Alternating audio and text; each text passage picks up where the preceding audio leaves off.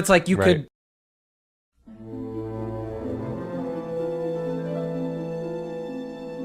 Hey, normies. We're talking the best they are at what they do. The astonishing, the amazing, a special giant-sized episode, the X-Men. To me, my normies. Na na na na na. Previously on X-Men. Fight with us. Join the team, X-Men. You know what happens to a toad when it's struck by lightning? Don't see the fucking way you're gonna, bitch. You should have killed me when you had the chance. Yeah, Charles, I'll beat the shit out you. Hey, fans, we're back. It's Colin here. Joe. Mike. We're talking X-Men today. We're going to find out which one of us has the mutant gene. Well, Jean Grey or just jeans in general? I I'm would wearing take jean both. shorts. I don't like that wordplay. Oh, no wordplay, huh? But I do love the X-Men. We're talking this on Niche to Normie today because, of course, the X-Men are absolutely niche to Normie. A lot of people would say the 20th Century Fox films, the first one by Bryan Singer, X-Men, was sort of the introduction to the superhero crave of blockbusters. And we see that reflected today as being the huge moneymakers that Hollywood is dropping every week these days. And let's say Bryan Singer is kind of a bad guy. He is a bad guy. Oh, a bad guy. There's no kind of there. All right, yeah. Bryan Singer is a bad guy. I was thinking about this, and I love that take, Mike. If you guys would like to refer to him for the rest of this episode as BS, I wouldn't even mind that. Oh, there you go. Let's call him there you go. BS. Yes. Hey, old BS. As much shit as James Gunn is getting for his previous tweets, he is not a bad guy the way that Bryan Singer is a bad guy. Oh, I bet he saw those tweets and was like, oh, just like broke out in his sweat. And said, He's glad that he didn't have Twitter back then. Allegedly. We do have to say allegedly. But still, there's We don't have to. There's a lot of corroborating sure we evidence. If you don't know what we're talking about, look it up. We don't want to slander, but there's some questionable things in his personal life. But that being said, yeah, the introduction of the X-Men universe created kind of the superhero phenomenon, and those original films, some of them are really great. But we're young enough, of course, where we're sort of our first introduction was maybe not even the comics. Maybe it was the Fox Kids 1993 animated series. Absolutely, That's right. man. That's right. So we'll be coming up. We'll be talking about those in those segments. But let's check in just real quick first. Anything going on with you guys pop culture-wise? I mean, last episode I just talked about Mission Impossible and still been playing a little bit of Doom. I haven't really touched Star Trek Online. Other than that, just kind of been chilling, relaxing, and working on editing the podcast. Ooh, there we go. I like hearing that, Mike. Yeah, keep it up. Nothing too new. I've been contributing to a website called Geek Worldwide. Ooh. So maybe we can throw in the show notes some of the articles I've written for them.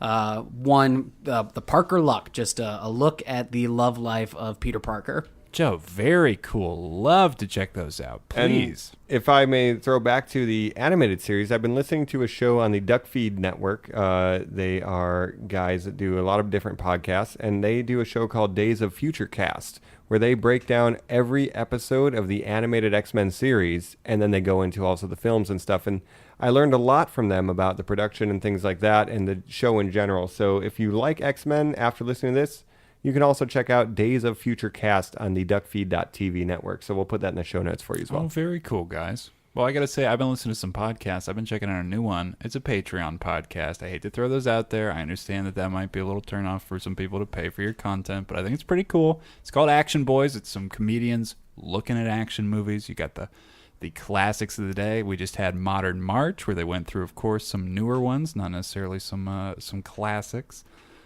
Things like London Has Fallen, I guess you could call that a classic. So I recommend that, if that might turn you on as well, if that's something you like. Yeah, and if you guys would be interested in some additional content for normies like us through Patreon or something like that, go ahead and let us know, because we'd be happy to get involved in some of that.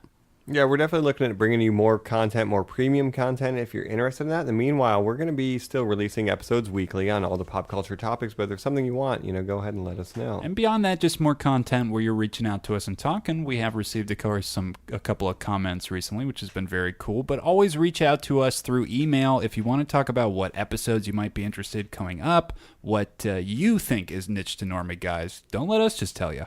Yeah, and I want to shout out real quick, Wreck My Podcast. They reached out to us on Instagram, let us know that they've been checking out the podcast and going through our back catalog to some old episodes. Happy to hear from some fans, and, can't wait to get more content for you guys. Very cool. It's really encouraging to hear people going to check out the older episodes as well. That's what I do, too, when I find a podcast that I enjoy. I try to just listen to all of it and really get in there and really support what they've been doing because...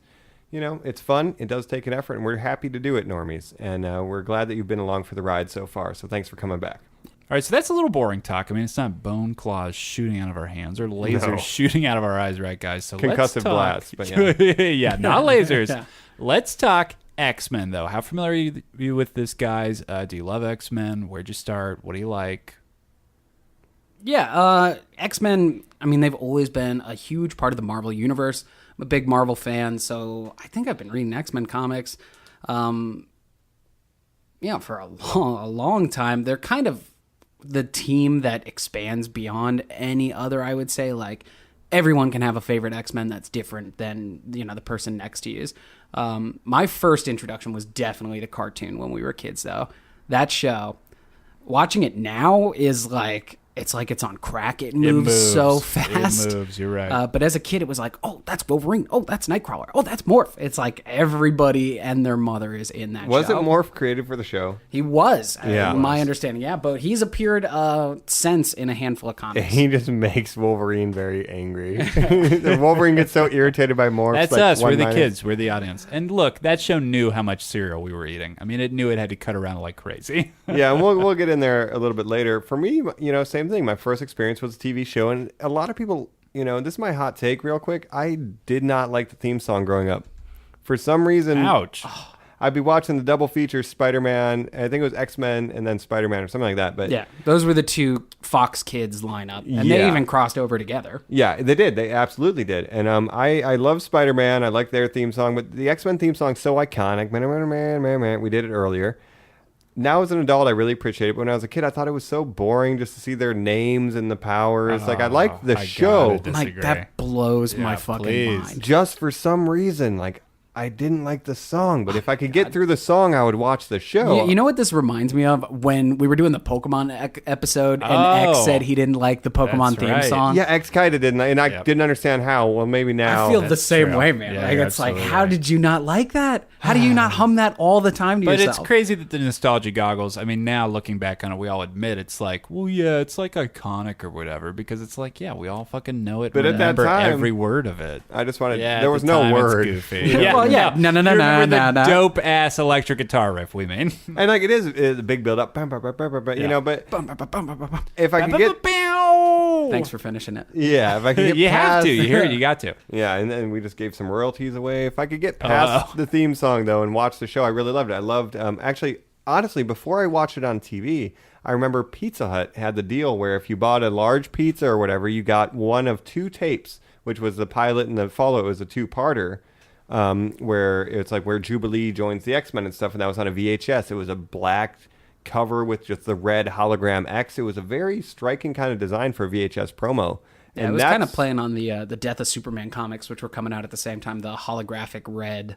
Yeah, and that was my introduction, was actually those Pizza Hut tapes, because my parents were like, give them something to watch, we'll order a pizza, get a VHS, and throw it in. And that was my introduction, was those first two VHS tapes you got. That's so funny. Never went to Pizza Hut really as a kid. Went one time with like a baseball team, and the Pizza Hut had the X-Men arcade game. Oh, there you go. Wow. This is another thing we'll touch on, is the X-Men games. That's right. Mike, let me jump in right here, because obviously I'm just shadowing you. The first time I ever saw them was, guess what? That tape from Pizza Hut was the pilot, Mike. Yeah, of course I had it. Night of the Sentinels. The Night of the Sentinels. So you have Jubilee at the arcade, getting brought in to the X-Men. She's fighting the Sentinels. You've got them going up against Magneto at one part, Rogue kissing Cyclops. She can't control the optic blast. I mean, I remember watching that and just looking around at people. I'm glad that this tape isn't like the Turtles tape that I brought up, the Easter Turtles tape, where you guys actually did have it, thank God. Where, look, I would just look at my parents and be like, this is the best thing ever made. This has everything for me. It has beautiful girls who have superpowers. It has awesome dudes who have superpowers. They're a team. They're a unit. They're up against people that I understand are bad guys. And like you said, that title sequence, it spells out who these guys are completely. It shows you their powers. It shows you their names. It shows you their code names or whatever. I mean, it just gives you everything. I love the series. And let's just jump back to Pizza Hut prizes real quick. Did you, Joe? You said you never went back again for other stuff. You didn't go and get the Casper glow-in-the-dark hand puppet that came out for that film series. Come on, that was on Pizza Hut. That was a Pizza Hut promotion. Weird. I mean, they had everything super cool. Oh, Casper. Yeah. Maybe Oh, one day, nostalgia. let us know. Ghostbusters 3, right? Yeah, let us know if you want to cast for episode. Dan Aykroyd's in it. Well, let me ask you guys, Yeah. right? So what about X-Men is niche and what about X-Men is normie, right? Because, I mean, it seems to me we were all exposed to the cartoon. The comics are going to be, of course, more niche, as they always are. And then the TV and the movies, actually, that's where many of the mainstream audience got into it, right? Well, look, we're talking OG niche, OG normie. The thing about the X-Men, when it debuted, it was the only comic book for teenagers. Everything else was maybe adults could enjoy it, or it was for babies. It was very goofy, very child-minded, very serious things for adults. Frankenstein books, things like that, very odd gothic horror tales. There was nothing for teen kids. There was nothing for an outlet of angst. YA novels, things like Twilight. This is what we have now as our outlets that people could actually experience things like that. That's totally normie. You see that everywhere. It was such a hot property. People wonder wow, why does that connect so well? It's because it hits a target audience that wants to spend money, that wants to be an outlet. That is what the original X-Men did. I mean, it just became normie because it was so accessible to the normies. Well, and Colin, you're 100% right. I mean, think thematically about the mutant powers. They activate in puberty, essentially. Oh, it's happening. It's happening. Yeah, You're the teen wolf in your bathroom. It is all about coming of age. That's right. Always has been, always will be, I think. Yeah, no, I think that's a huge thing. Obviously, yeah, teenagers are struggling with their identity and their place in things, and the idea of introducing people who get their powers as teenagers. You go to the Xavier's school for the gifted, right? And it's all people just trying to find their place. How do I manage my powers? How do I find my place in this world? And they want media aimed at their age, at themselves, which didn't exist back then. Like you said in the frankly, cartoon, it just didn't. Jubilees in the arcade, Yeah, right? exactly. Very accessible. And it hit our era when it was relaunched with those Jim Lee tales, which would, of course, eventually be the basis with Chris Claremont for the animated series. For X-Men 92 is what they call it now, yeah. Very dope. It was updated in a very cool way where it totally fit the 90s aesthetic and the 90s wannabe rebellion attitude of the time. I think that's why that works so well. Now I think why X-Men comics fail and why people kind of don't check them out at all is what is the youth market to tap into? What is the youth culture? What would be a accessible, relatable, young thing to do in an X-Men comic? They would have a vlog on YouTube. They would want to be famous. They would want to go see superhero movies. What is the culture that they can stand for? I mean, they can stand against, I hope, the Donald Trump administration or something like that. Maybe they could tap in to be more political, but you don't really see that anymore. Not so much now, but I mean, X-Men books have always sort of been about disenfranchised people. I mean, it's a representation the LGBTQ community. Sit in the back of the bus, mutant. Yeah, it's very much hitting, people who have been disenfranchised by the mainstream. Yeah, and people often draw those parallels between Xavier and Magneto. That it's almost like Magneto is like a Malcolm X militant type, and then Xavier is more of a peace, Martin Luther King figure. So we have these people who are marginalized, and then there's one person who says the way we get equality is through peace, and the other one says only through aggression can we show that we deserve. And they deal with that too. So there's always been paralleled with the civil rights movement and the LGBTQ movement and everything like that. It's a lot of interesting things that happen with these people who are different. But that doesn't mean that they're lesser than, right? No, definitely not. The X-Men books have always been about representation, and I think, you see that... Inclusivity. Yeah, in inclusivity. You see that through all the range of powers that these characters have, the identities that these characters have. I mean, you have Shadowcat or Kitty Pryde, who's Jewish and talks a lot about that plight. You have Magneto as surviving the Holocaust. You have North Star, who was one of the first openly gay comic book characters to be featured. The first gay wedding in the Marvel Comics history. Mm-hmm. And that's huge stuff. That's great stuff. And it's almost like we talked about on the Star Trek episode. It's embracing the differences and knowing that what makes you different makes you special. And you should not try to hide that. And characters wrestle with that. Beast wants to look human because he doesn't like what's different about him. Yes. So does Mystique. She doesn't like being different. No. And like the idea of people learning to accept who they are and finding their place because of their uniqueness is, I Yes. think, a huge thing, especially for teenagers. And I shoot ice beams out of my hands. Yeah, which that's fucking cool. See, that's what you also have to get into. Yeah, There's yeah. sort of the double-edged sword of like, what is your mutant, I guess? Is it, there were the Morlocks, who are a segment of the Sewer-dwelling mutant people. population They who live probably in the sewers. encounter the Ninja Turtles. More physical mutations, things like that. We see Nightcrawler, people like that on the main roster, but then there are people who it's like, what do you do? It's like, oh, I fucking, I'm bird bones. yeah, exactly. You can't even see or tell. Or like, if you lock eyes with me and you're a woman, you'll fall in love with me. Or I can manipulate luck, which I think is absolute bullshit. But I who love that knows? So Domino is not one of your No. Or anything like that. I can't believe that. Well, let me ask you guys then. Long So, shot. No. if you were Scarlet Witch magic. Yeah, no. I'm magic, right? What's your mutant power? Magic. Yeah. It's just like, well, just even while we're saying this, while Weird Ones, sorry to cut you off, Mike, but something like Storm was something as a young person I had a lot of trouble connecting to for a long time, of being like, does the mutant ability, the weather is coming out of her? Now there's scientific evidence that she manipulates like the electrons in the atmosphere, and she's manipulating the climate around her. An Omega Would level it, mutant. Sure, and that's what they say. Could it work on other planets? A lot of times with mutants, they end up making you ask more questions than you actually would accept with answers. So you're telling I me don't when know. somebody wrote down she has weather powers, they didn't consider The scientific. yeah, exactly. That ramifications 40 of years that. later, 50 years later, People people will be would be asking sitting around this and being like, analyzing it on exactly. YouTube. That a black African princess, Egyptian thief who grew up under care of the Shadow King, who ended up under the care of an even more lecherous. I mean, if you want to talk hot takes, I hate Charles Xavier, maniac, raising her He to does use some her bad things. weather goddess powers. Cyclops was right. yeah, new Cyclops is right. Here's another thing to talk Yeah. about real quick. Colin, you just ran through the history of Storm. Oh, yeah, but that's think about how complicated that was. And she is So, one yeah. character who was not even in the original lineup of the comics. I mean, these No, mythos no. are the deepest well in comic books. Yeah.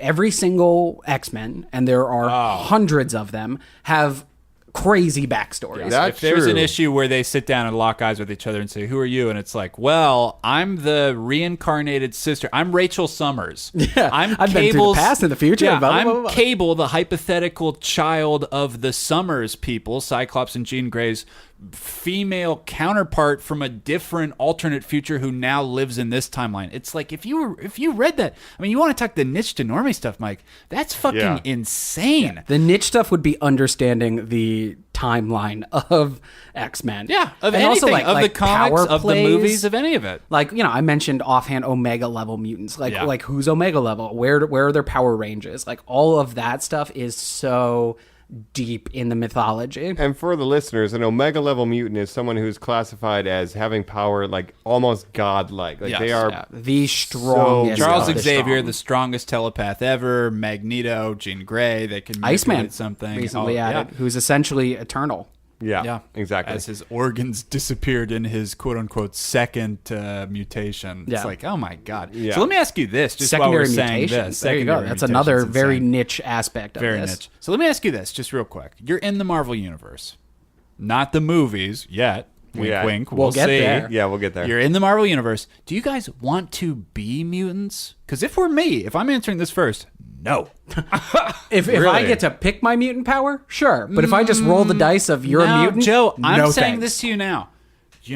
I lay it all out for you. You're going to be, you can pick up Mjolnir or something, blah, blah, blah, blah, blah. You can be Asgardian. You can blah, blah, blah, blah.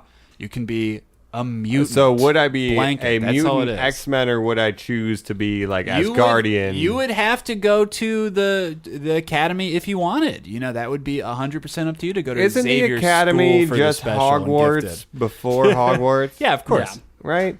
I would be a mutant. You would want to be a mutant. But here's my Mike, what if question. you were green? Yeah, like do you get to pick your mutant If I get power, to pick Colin, my or is this power. just like No. press a button, No. you're a mutant?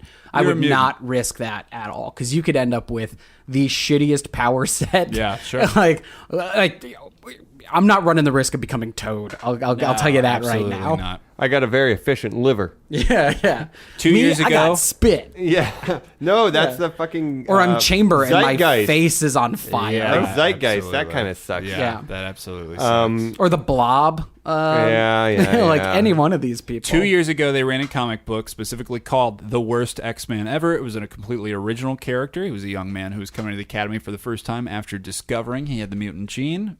Spoiler alert, guys, did you check out this comic book? Do you know what his power ended up being? Why he is the worst X-Man ever? So imagine this. He can explode. Think about that. One time. That's it. Pop. He can Like a explode balloon, once. guys. Think about that. That's terrible. I mean, what? Yeah, it's Single-use mutation. Yeah, how would you like that? You find that out, and people just say, doesn't matter. You still can't go to this airport, because when you go through those scanners, you're a mutie, and I fucking hate muties. Wow. You know what I would do? I would team up with someone with a time travel power, and then they could just go back every time I blow up. Every time you pop. Nah, I'll just take my radioactive spider bite, man. I do not need to Yeah. roll the I'll dice put on a getting Nova helmet, wound. exactly. Something like that. If Please, it's rolling baby. the dice, yeah. Yeah. I mean, if I got to pick it and it could be like, oh, you're Nightcrawler, but not blue, and you have No. Wolverine's healing factor and Quentin Queer's telepathic yeah, I don't abilities, think sure, so. I'll take all Sure. those. If you could have one power, one single power, though, what would it be? I know mine. It's easy. Really? I want teleportation. I was going to say the really? same exact thing. Yeah. Really? It's just the Why most not? convenient, man. Because if you can fly, that's Yeah. fun, but the government will hunt you down and tranquilize you and keep you in a cell forever, if we're looking course. realistically. Of course, But of if I course. can teleport, I don't need passports. I don't need airfare. You know, my weekends could be in Milan, in Tokyo, wherever I want. Even if I have to travel there once to know where I'm going, I would teleport into a bank and I would steal a bunch of money. And then I would use that to rent apartments Mike, around the world that I could immediately a teleport bad guy. into. No, that money is It's for insured. corrupt governments. It's insured by the bank. insured, right? But then I would like rent apartments in every country I wanted to go to, so I could teleport into them with no witnesses, and then just fucking chill. I'll tell you, if you could fly, but you had to be like Angel, that's probably the worst power ever. It's like, you can fly, but you got big ass bird wings. Can you imagine? Yeah. All right. So what about you guys? Powers? I can't say well, teleport just because like you Joe said just teleport. said, like those the You can angel say wings. teleport. I think about that sometimes, yeah, and I just get so I don't want bummed out. anything. Like, if my power was like, oh, you're blue. Like, I could live with being a different color, I think, but I couldn't live with like, oh, you're Toad or you're Beast and you're but furry. even something complex that affects space or time, don't give me that. Don't give me a Oh, power yeah. that confuses me. Yeah. Oh, I've got mine. I got Okay, mine. please. It would fit well in the X-Men universe. Please tell me. I would want to be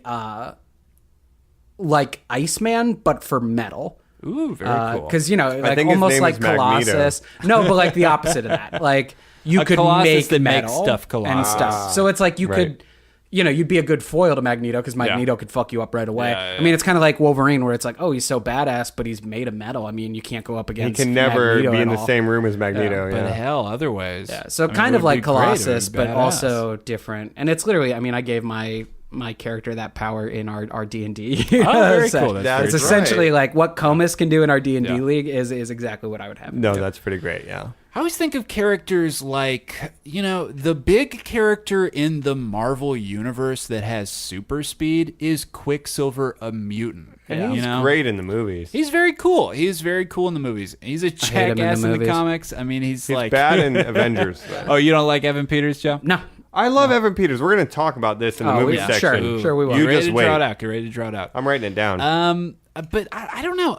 You know, it's like something like that seems so easy. Like something like I-beams, which is like, well, but Superman has I-beams. You know, that's like the most basic superpower ever. Yeah, but he that could turn does them blah, off. blah, blah. It's like, yeah, but it's so complex in X-Men. The way people can kind of extrapolate what that means, like the way they made Iceman Omega. Yeah. Obviously, someone wrote he has ice power. Done. Yeah. But then it's like, well, how does he do it? He Well, controls the temperature of the air molecules, and like, Well, what if he lost himself? Yeah. You know, what if he disappeared? Oh, Yeah, well, interesting. X-clone. the way they can take these things to their most extreme conclusion, and like the way you can see something as simple as moving fast, but then what does that really mean? That's pretty cool.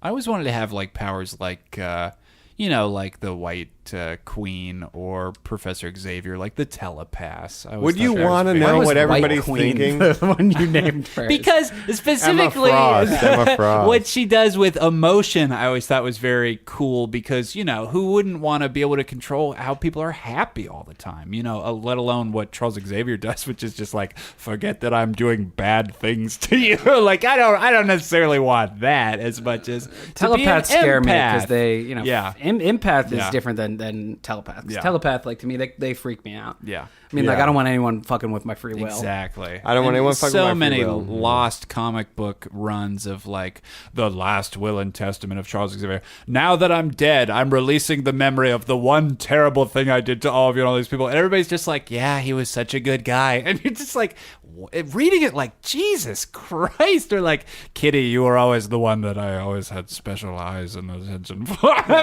mean, you just imagine him as like a lecherous guy in like a wheelchair being like rolled around like, come to me, my X-Men. Orson Welles, like Very just much so. disgusting. With the most powerful mind, Yeah. completely I don't unchecked. know. Spooky, man. He's spooky. But Yeah. meanwhile, on the opposite coin, and I know we're getting pretty loose and broad here, but one of the greatest characters of all time, his foil, Yeah. a Holocaust survivor who hunts Nazis, who met Charles Xavier in Israel doing, And they were friends. being friends by doing work camps, by doing helping programs of therapy for people who survived trauma like he did.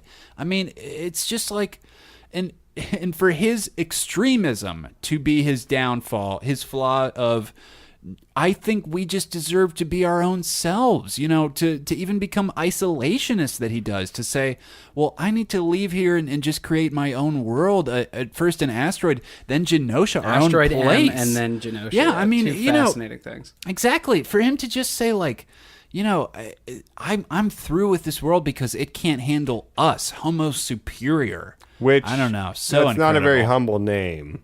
But a great David Bowie lyric. But he's seen firsthand Yeah. the evil that humans are capable of when they see someone who's different. Oh, Like, he the looks down at Nazis- that number on his arm, guys, and you tell me that's not a powerful image. I every think time. he Oh, is yeah. the best villain in the Marvel universe.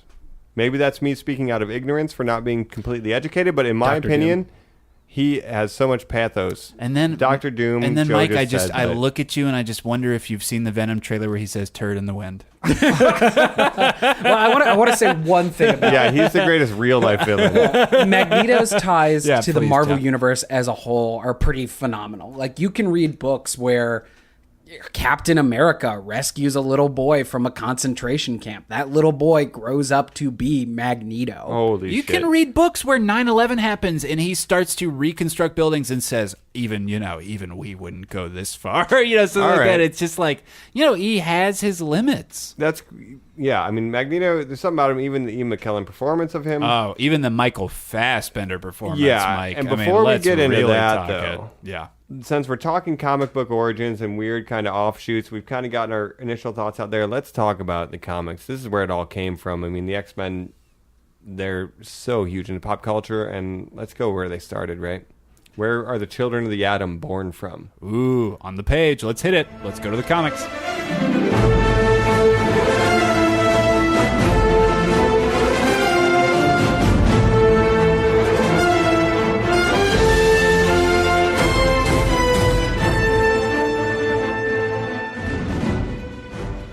All right, guys, we're here. We're talking X-Men comics. Of course, we're talking the original run released in 1963, the X-Men #1, created by two comic book legends.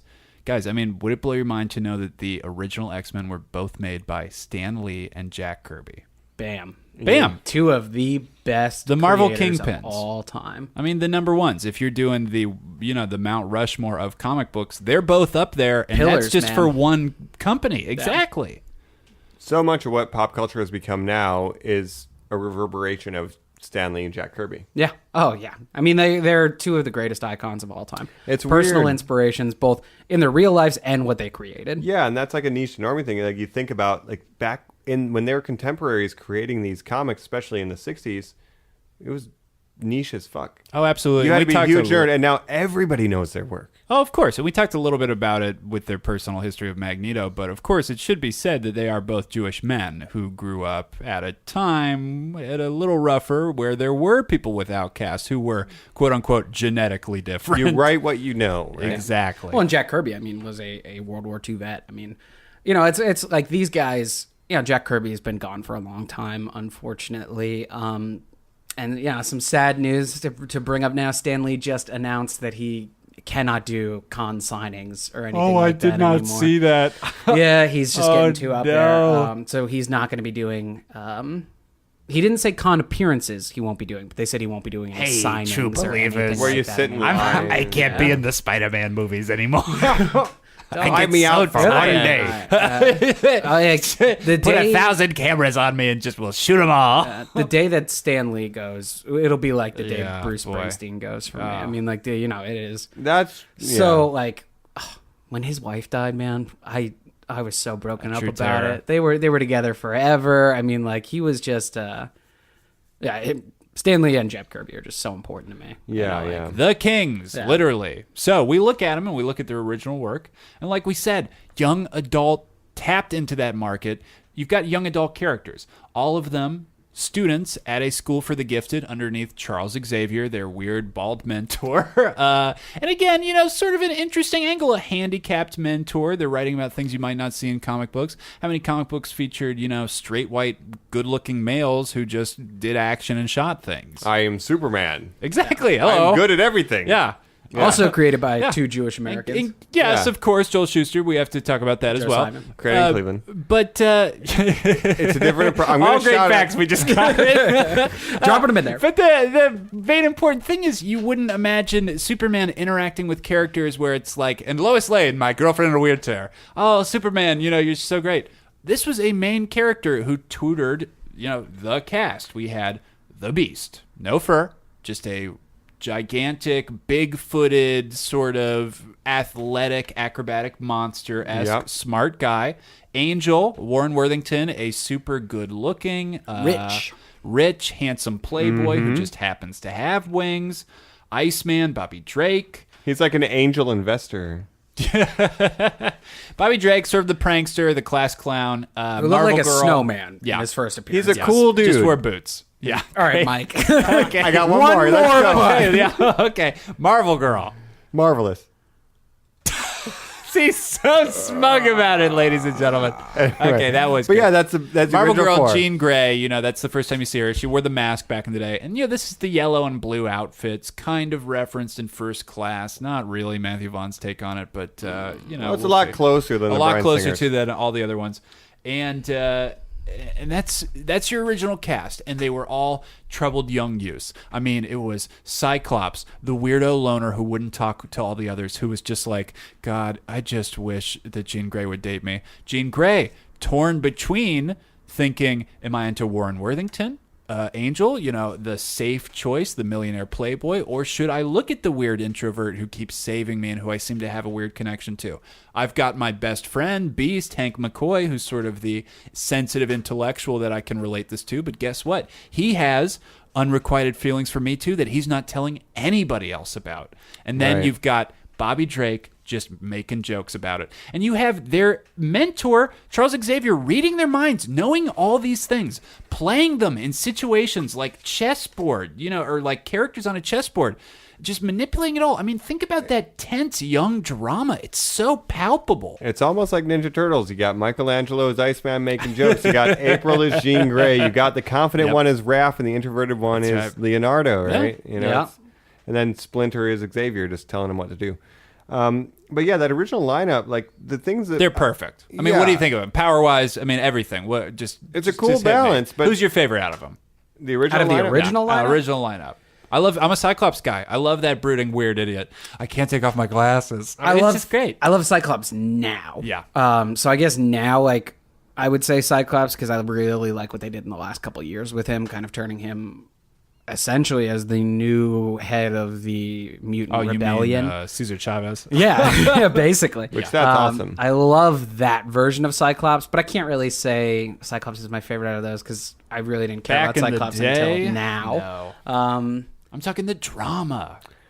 Yeah, I didn't get into it until the cartoon, so Wolverine was a thing, and Storm and all that. But out of this original lineup, I became an Angel fan during the Apocalypse arc, and I thought Archangel was cool. Archangel's so now I know in cool. hindsight, though, that Angel is shit. The Playboy. Especially the from good-looking blonde guy. What's my power? I have wings. It's not very fun, but for some reason... We should say he also has a healing factor like Wolverine. It really gets played have up to in a do lot that. of later comics. Yeah. Now, but not so I much. kind of lean towards Angel and Archangel when I was a kid, so I think he's my favorite out of the original squad. But I'd say we're all beasts in our heart, right?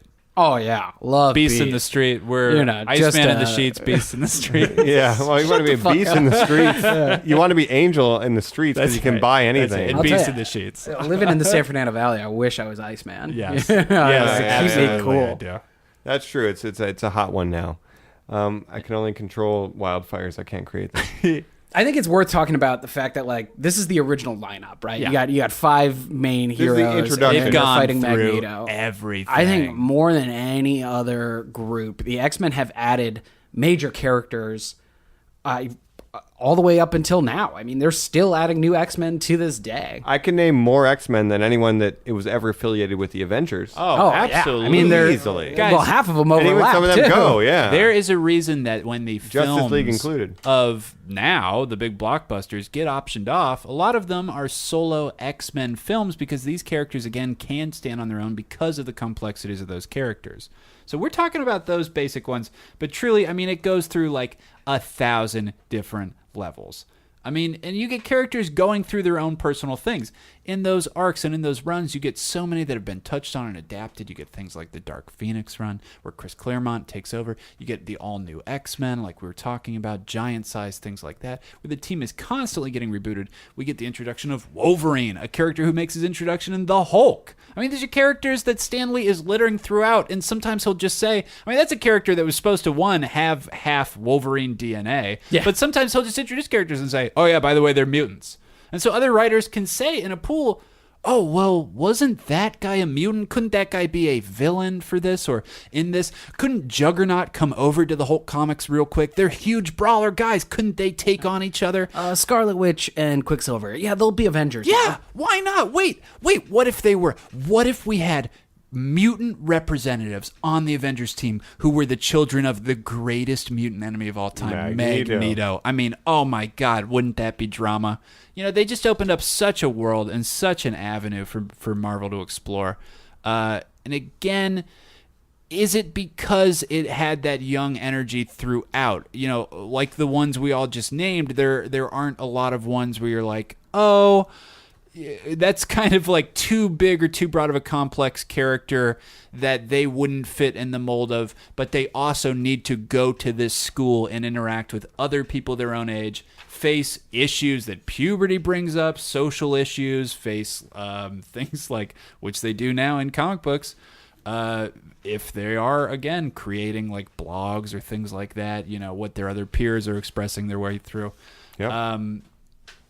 Is there no room for that anymore, I guess, or you know, is that the way and reason that they still were so important and creative through the 70s, through now? I mean, through every era up until now, it seems. Yeah, I mean, I would say like the X-Men really hit their stride in the 80s. Like in the 80s alone, Chris Claremont was like fucking pumping out story after story. You have the Dark Phoenix saga. You have God Loves, Man Kills. Sure, let's just even say what are some books, of the though. other ones? He's Yeah. got these characters where he's saying, I have so many here, let's spin them off to a new book called X Factor. Okay, well, what's that? Well, that's just, what if a company sponsored X-Men? Okay, well, what if we've got all these characters that are too serious and their tone is kind of too dark that we can't keep them in the X-Men books? Oh, you mean the X-Force? You mean the X-Force? A government-funded badass crew of X-Men? Yeah. Yeah, you're right. Let's throw them out there. Well, wait, are what you about going to a team write of, that? like, kids? Sure, I'll write them too. Oh, you mean the all-new, you know, all different? You mean the young? You mean the what? What should we call this next the one? New Mutants? I mean, exactly. Yep. That's what they were just pumping them out. nonstop. I mean, the 90s, like the 80s really hit a stride with the main books having like these big storylines, Days of Future Past, big major events. By the 90s, you're getting Deadpool solo books, Gambit solo books, Cable solo books. So I mean, what everybody swallows is out it there. up? Is it event books? Do they get tied too largely to event books? Eventually, we're going to end up with events that cap off the series. You know, like beyond X-Men, like Right. all of Marvel books, you have X-Men versus the Avengers. You know, that's the relaunch and reintroduction into the Marvel Now universe. And they're saying like, well, X-Men's our biggest property. We have to put them up next to our other biggest property. You know, so at what point do they get so tied too largely to the X-Men that it's, you know, they can't be the young alternative hip tap into the current pop culture that they needed to be, and that's what made them work for so long. Well, maybe that comes from, you know, the debut around, you know, the late 60s, and then the 80s they hit their stride. So the people that knew about them who were teenagers now are adults. Are and obsessed. the storylines now need to be adapted to be more adult, and then it's no longer I that see what you're saying. focused. Yeah. They always had that element, but maybe that's part of what that was. Well, and not to put on my tinfoil hat here, but also there was a time period that's changing now, and we'll talk about it when we get to the movie section. In my opinion, Marvel was trying to kill off X-Men's popularity. X-Men and Fantastic Four, both of their books pretty much abruptly stopped when Disney didn't own the rights to make movies. Other companies were benefiting off of it, so why are they going to keep pumping them out? Why would we And they cash into this? essentially like replaced X-Men with Inhumans, and we saw like a rise in Inhuman books. They tried to make that more popular. Now, I mean, there's a huge event calling Disassembled Uncanny X-Men that they're teasing for the fall. That's going to be the big event for Marvel Comics coming up this year. And that's this fall. Yeah. And what does the unassembled mean? The name is very evocative, and as someone who's not been following this, what does that mean? Oh, who knows? I mean, the tagline is literally like, "Not everyone's gonna make it out of this," or like, "No one ends unchanged." And if you're Wow. you're an X-Men comic book fan, Mike, let me tell you, you're getting buzzwords. It's always the astonishing, the unbreakable. Well, that's Marvel. you know, Amazing yeah. Spider-Man, Exactly. superior Oh, yeah. Spider-Man. amazing Astonishing. X-Men. Yeah. Which that's fine. You gotta flex those adjectives, you know? Yeah. I mean, like, there's also been so much weird time travel stuff. Like, they tried to relaunch, because I think, like what we said, you know, like teenagers and that kind of popularity, they brought the original team from the 60s to the present, and we have young versions of all these characters running around. Brian Michael Bendis, all new, Yeah. all different X-Men. That's the Marvel Now run. He brings them back. Joe, exactly what you're saying. I mean, it's incredible to believe that would still be going on. You know, he had an end game in sight. It was so popular, it kind of reinvigorated it. You know, it wasn't like, we care about these beat me to characters what now. I'm saying. Exactly what I'm looking for. We have an anchor point. They're young again. Yeah. I mean, is that what you need? They just have to be children? I don't think so.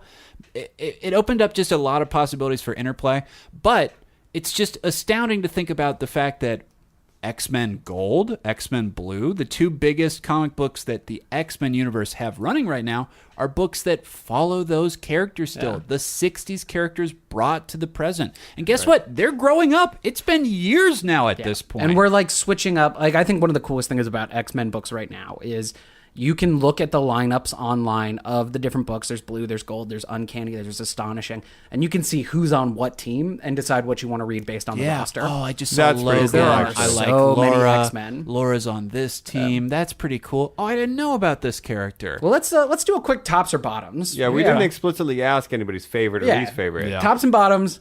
Top X-Men, bottom X-Men. All right. Let me just try to quick fire this. My favorite X-Men.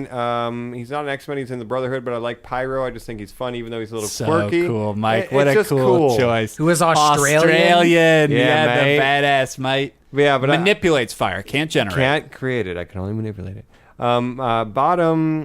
I don't know if I really have a bottom. I mean, maybe the Morlock that becomes a Christmas dinner table. Yeah, that's his mutant powers that he becomes. I can become a table. things. He can be a table Yeah. boy. That's like the bottom. There's And a then- lot of the stuff when you See, talk that's about. why like, I'm not rolling the dice with becoming Yeah, a mutant. the Days of Future Cast guys brought up the Morlock table, and it just always stuck with me. That's a terrible power to have. So he'll be bottoms for me. That's it though. Yeah, let's go with Pyro. I used to like Angel, but I realize he's kind of lame. So Pyro. I used to be a Colossus guy. Shit. When I play the games, and we'll get to that, I always pick You always Colossus. pick Colossus. Yeah, so because you want to be the big brother. I'm with you. That's fun. Yeah. And people are like, well, what do you mean when you pick them in the games? It's not like there's a button where you're just like turning the armor on and off. No, but you're doing badass shit like fucking destroying shit, jumping, huge explosions, picking stuff up, throwing it. Tank character. It's great. Loved him. Loved everything he's gone through. He's was- great in Deadpool. Oh, dude, that is the best representation. We'll get more of him on that, film. but yeah. We'll talk about Well, that. we'll talk more about in a how minute. that's the But most even just comic talking about accurate. in the comic books, just the stuff that he's gone through. I always loved his relationship with Kitty Pryde. One of my personal favorites. Totally an okay fan when in the Ultimate Universe he was gay. I always thought Yep. like that was an They did interesting do that. That's because right. I just remember when people would talk about the Ultimate X-Men comic books, people would say, "Oh, you know, blah blah blah. It's kind of a little different. There's this, there's this. Oh, and Colossus is gay." Like that's the only thing that stood out. Like Yeah. it was the only thing that made the Ultimate Universe interesting. So I've always just been a huge fan. I'll stand by my buddy. And I'll say my least favorite, yeah, you know, there are things like, you know, the Morlocks and, you know, stuff like that, you know, with the leaders of them. I've never liked characters like Spiral, which is a very obscure one, but this is the Mojo verse. You know, that's Mojo's the guy. I dislike all the Mojo all of characters, it, to be who honest. steal the X-Men, put them on a game show. No. Let me tell you, we will be getting a movie of it at some point. 100% Sounds like Supernatural. guaranteed. Yeah, basically. Like when Loki puts them on the game show. And It's a she's lot just like a like mutant that, with like a lot of weird robotic arms. It's like cool. she's got six whatever. arms. Yeah. Ooh. But how about you, Joe? Yeah. Big Colossus fan, big Nightcrawler fan, but like I can't not say Wolverine. Yeah. Oh, You know, God. I mean, it's. I know it's The it's number a one go-to bub. answer, but yeah, like he is one of my favorite Marvel characters. He's transcended from X-Men solo books. There's a great run in Civil War where it follows him going after the guy who actually caused the Civil War. He's been an Avenger. He's been everything in the Marvel Universe. I thought when they killed him, it was great. They're bringing him back now. We'll see how that goes. Old Man Logan was such a great Elseworlds. It's kind of hard not to say him. Planet Hulk. Or not Planet Hulk, but the... Old Man Logan. That's you Old know, Man Logan Hulk's with the bad Hulks guy, that are yeah. running, yeah. And Least favorite. I'll tell you, I think Beast is a bad guy. Now you're saying I that don't because like Beast. is the one who's responsible for bringing the young X-Men forward in time, which does fuck up a lot of shit. Yeah, for he did everybody. that. He was He is part of the Dark Illuminati, Beast. Yep. which, you know, like is a group in the Marvel Comics that kind of think they're better than everyone else and try to make decisions for everyone else. Disagree with that. After Charles gets murdered. Yeah. Also, like, he was, never willing to accept himself. He's the one who turned himself blue. By accident. Yeah, like, I think he's played really annoyingly in the movies, other than Kelsey Grammer. So, yeah, I gotta say... God, I love it. I gotta say Beast is probably my least favorite. I mean, there's other, like, smaller, obscure ones that I don't like, but I'm just gonna keep it in, like, main... yeah. There you know. are... Another one of my favorites, Quentin Queer. A young definitely one of your telepath who favorites. has the power of the Phoenix Force. So Nice. fun. There's a great team up with him and Captain America. He's always wearing goofy pop culture shirts like Days of Future Pasta. Badass. Oh, psychic. that's fun. Yeah. And he does like a lot of like fun like psychic energy stuff. Just while we're talking about comics, though, we should say, as you just mentioned, Wolverine was dead for a little while. The ongoing big event in Marvel Comics right now, there was the death of Wolverine by Charles Soule. That was a great couple years ago, introduction yeah. a couple years ago to him dying. Now, there was the Hunt for Wolverine, just ended. Now we're having the Hunt for Adamantium, which is a story from Tony Stark's point of view. It kind of flashes back to some new Avenger times as well. Shows a conspiracy. They're looking for the body of Wolverine, which, Mike, if you don't know, when he died in the comic books was encased in adamantium. So they're trying to figure out where it is, what happened to it, who has that shell now, who has Wolverine inside of it, so they can figure out his return. And, of course, the next comic books will be called The Return of Wolverine. Yeah, obviously. So, yeah, we'll see. I mean, We in the haven't meantime, we needed also him had for a while. Laura That's my argument. McKinney take over the mantle. X-23 She's been became great. Wolverine. Yeah, that's right. All Which new Wolverine. Really fun books. people from who've just seen Logan know who X-23 is. Yes, Jeff Lemire took that run and just ran with it. And in my opinion, replaced Wolverine, replaced him completely. I mean, we don't need him anymore. So Does she to say see bub, them though? coming back... Sometimes. Sometimes. That's and good. she, Mike, you'll love this. She has a clone, a young clone that she is raising as a daughter right now. What do you think her code name is? If you have Wolverine, the all-new Wolverine, what do you think the young Wolverine's code name is? Wolverette. The Honey Badger. Oh, that does. She's so cute. It's Okay, adorable, and I okay. love her. And she can call her Honey for short. That's It's great. great. Really interesting thing about X-23, first introduced in the X-Men Evolution show.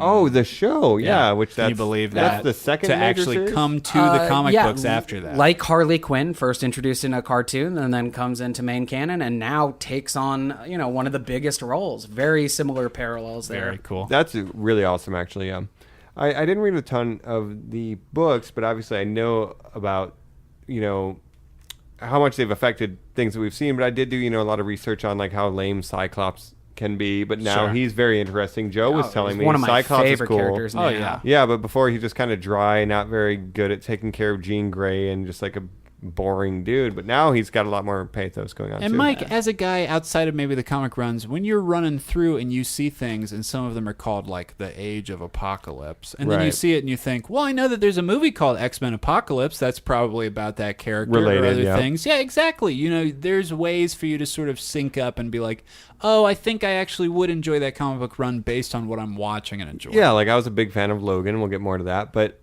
now I'm interested in the X-23 series, right? New Wolverine stuff. That's really very great. fun. And there's like a very handful of collected volumes you could check out now. Yeah, and like She's got a real dark, actually, backstory that's sort of been retconned a little bit, where she was actually a child prostitute. Oh, yeah, man. they've There's some definitely retconned a very lot of different that. runs. Yeah, that has been retconned, or that is what is retconned too. that has been retconned Yeah, now. because Okay. like, she was Made it a introduced in little the cartoon, and they softer. were like, "Oh, let's make it harder," Yeah. and then everyone was like, "Well, pump the fucking brakes." Yeah, man." we kind of Yeah. liked it how it was, actually. Not too much. Okay.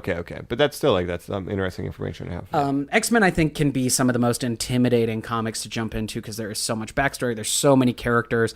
But again, I would recommend, like always, to our fans, if you want to read something, just go out there and read it. Find your Internet favorite is your character, friend. I'm right? kind of a cool guy. Oh, I've heard of Gambit.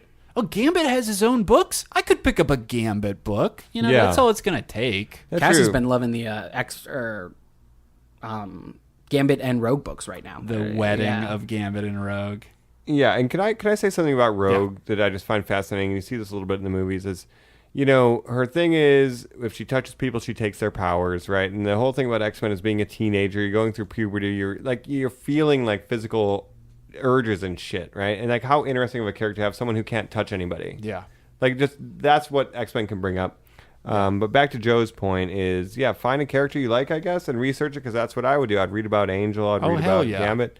And start there. If you have a favorite X-Men, I guess find books that feature them If heavily. you got a favorite X-Men, if you got a favorite X-Men bad guy, I mean, the world is just large. And I said Pyro, but maybe Magneto is my favorite X-Men. Magneto's a great. Well, he leads an X-Men team now. He does Yeah, now. and See? there are Magneto solo books. Yeah. Amazing. You can find anything on the X-Men. Like you pick a favorite, there's a book with them.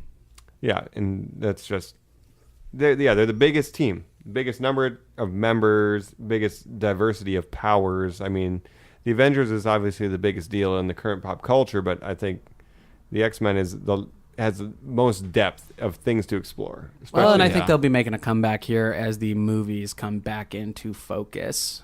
with the Disney acquisition. Yeah, which we should talk about that. Oh, yeah, and think about it. I mean, they were nervous. They had the Fantastic Four. Would the X-Men work? Okay, it did. Would Spider-Man work? And now think about it. Like we were just saying, it's so different, the landscape. Now they're saying, like, well, God, now that we might have that stuff back, would it work? I hope so. Yeah, I mean, hopefully we start seeing this potential crossover event and stuff like that. And guess Well, why don't we just dive right in and talk about it? We're dancing around it right now. Let's just get in there and talk about some of the movies and TV shows featuring our favorite superheroes, the X-Men.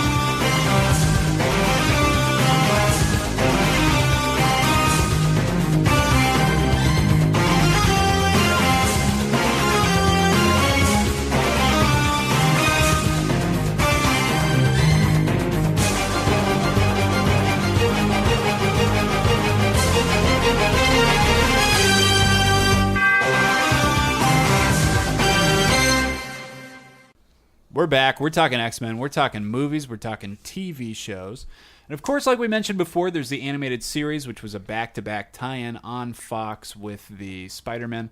TV show, awesome 90s cartoons, very extreme. We talked about the metal score, which was awesome. The very generic white dudes who kind of voiced everybody on those TV shows. Based on the look of Jim Lee. But what about Gene? Right. Like very... Every time I saw that, Cyclops was so muscular. He had that little, transponder on his like little walkie-talkie, that he could touch on his little peck or whatever. It's all the pockets, I just felt too. bad for him. Yeah. The 90s was all about pockets. Yeah, everybody pockets and straps, man. Pockets and straps, yeah. And I think that put Wolverine into like the cultural zeitgeist, that show. Like for me, because he was so cool, and like just Wolverine, like I don't take no crap, bub. Oh yeah, bub. I think that show, and then Gambit too. I think Gambit and Wolverine profited the most from that show. Oh, the exposure from that. I mean, once again, I hate to make it racial, but white guys our age who grew up were like, look, it's Halloween. I mean, like, I have a bandana and a trench coat. I could probably be Gambit. And it's like, yeah, sure, dude. Fucking go for it. And girls love it. Yeah. They seem to be eating it up. It seems to be an easy couple, costume to throw out there. But going past that. Gambit. Oh, Rogue and Gambit, baby.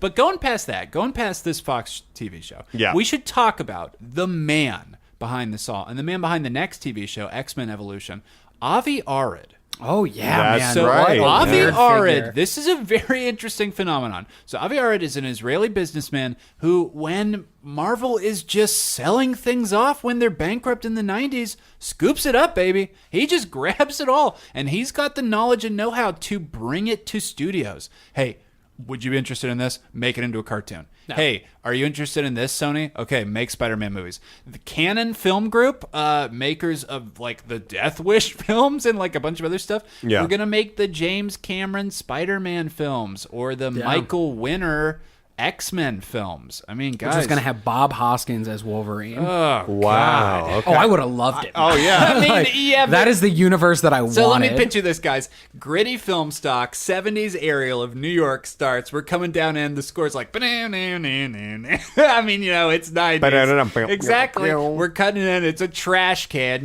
Wolverine's walking through. He's wearing big boots, leather. He's wearing...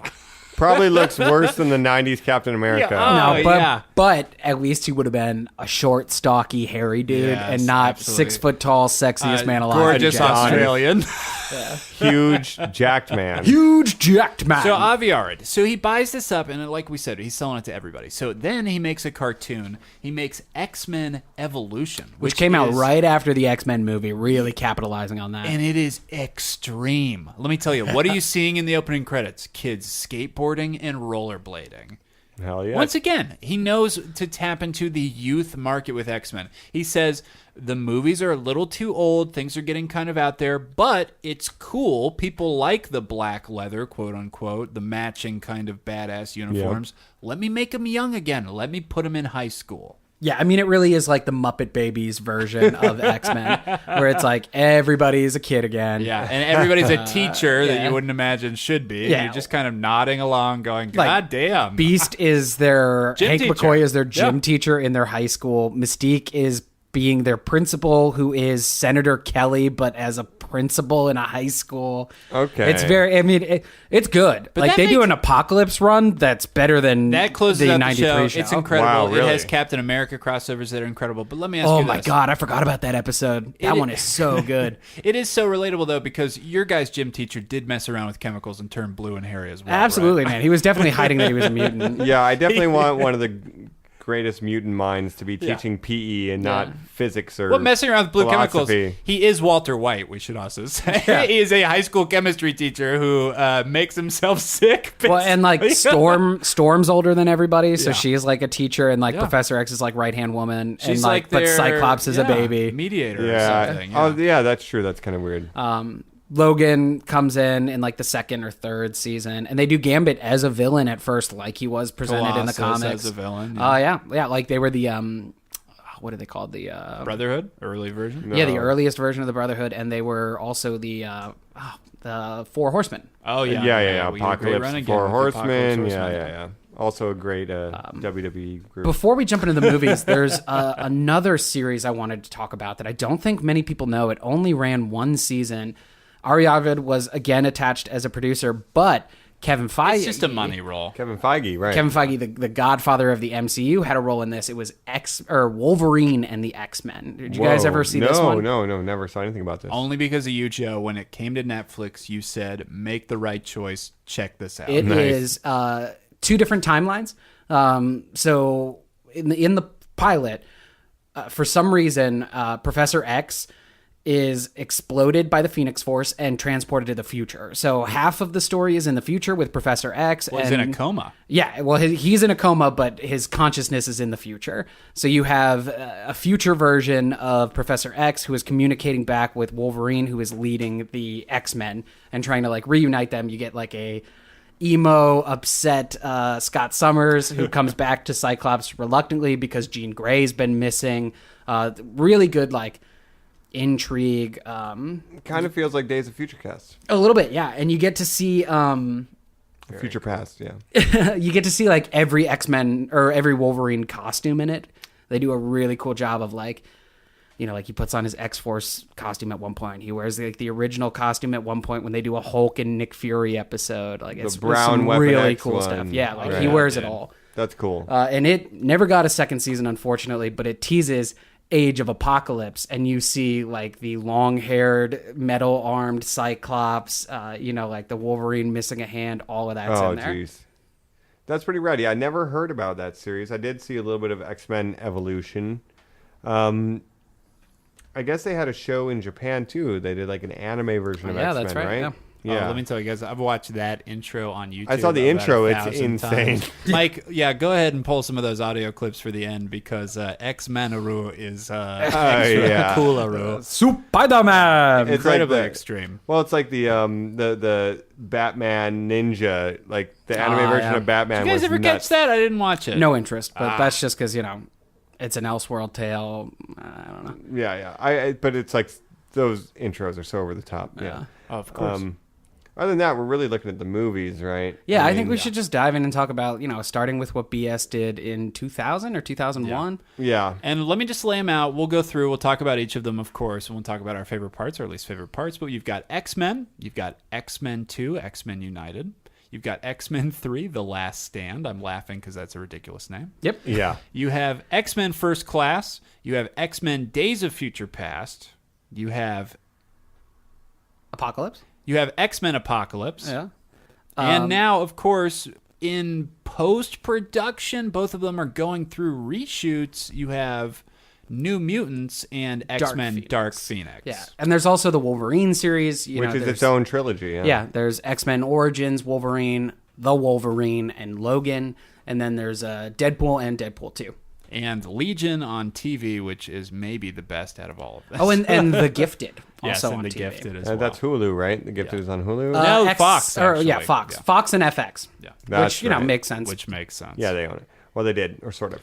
So let's talk about it, guys. Let's talk about tops, bottoms. Let's talk about favorites from all of those. We can even just go through and break down each of them. I mean, guys, I'll talk about the first one. I remember how old I was. I remember seeing it in theaters. I remember being very skeptical on the drive there. It was a treat by my parents because we were young men. You know, my brother and I very excited to see this. I remember It came out right around my Statue birthday. of Liberty. Oh yeah, It was a birthday party for me. oh, damn, dope. But you know, you just feel the Dick Donner influence on it, the classic Superman director, who is, of course, you gotta again think about the architect of all of this. He's the guy whose assistants, Kevin Feige and Jeff Johns, are now the people in charge of both universes. Jeff Johns was in charge of the DC universe. Now off it, Walter Hamida has taken over, but he still has a production company making the films. He's writing the Green Lantern film.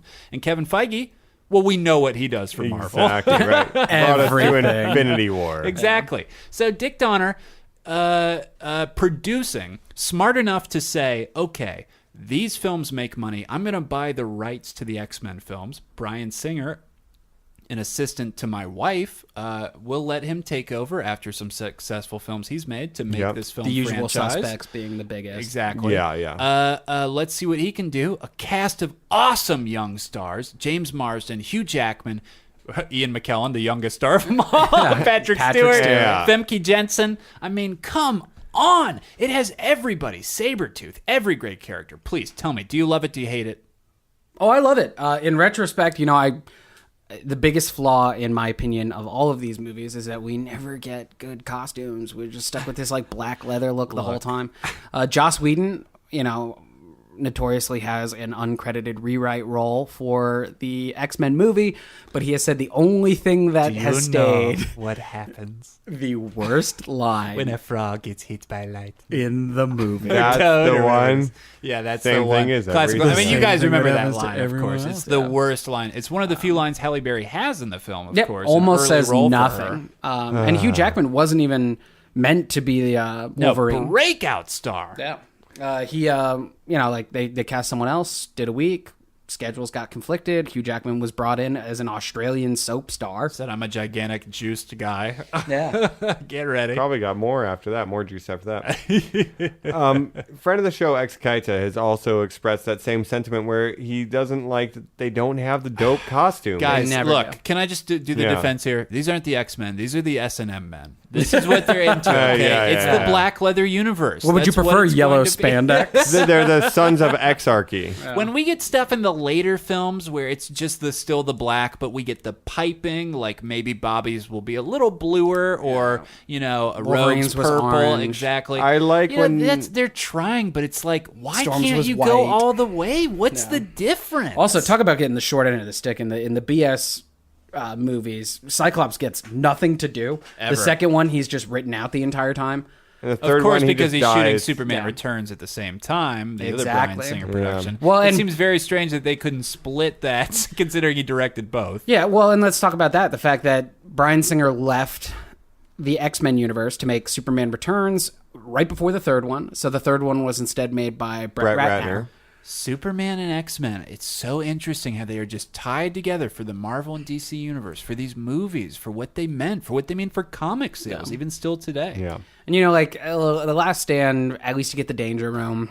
I mean, I guess that's all you can kind of say for it. It's you get a pretty terrible Colossus movie. that does no lines. Yeah. Well, Colossus is in almost all of them and says almost nothing until we get to the Deadpool The movies. Deadpool is the best Colossus. Can we do a tops and bottoms then on these? Let's include course. the Wolverine trilogy, Yeah. the Any BS X trilogy. movie. Can I just say, if we're Yeah. going to talk about the original trilogy real quick, we skipped over it. X2 United. That's It's a pretty good movie. Obviously considered one of the best. Mike, you're yeah, about if I to say can maybe hit, your that's favorite. my personal top. Wow. It's either that or Days of Future. But Here's all I X2. take from it.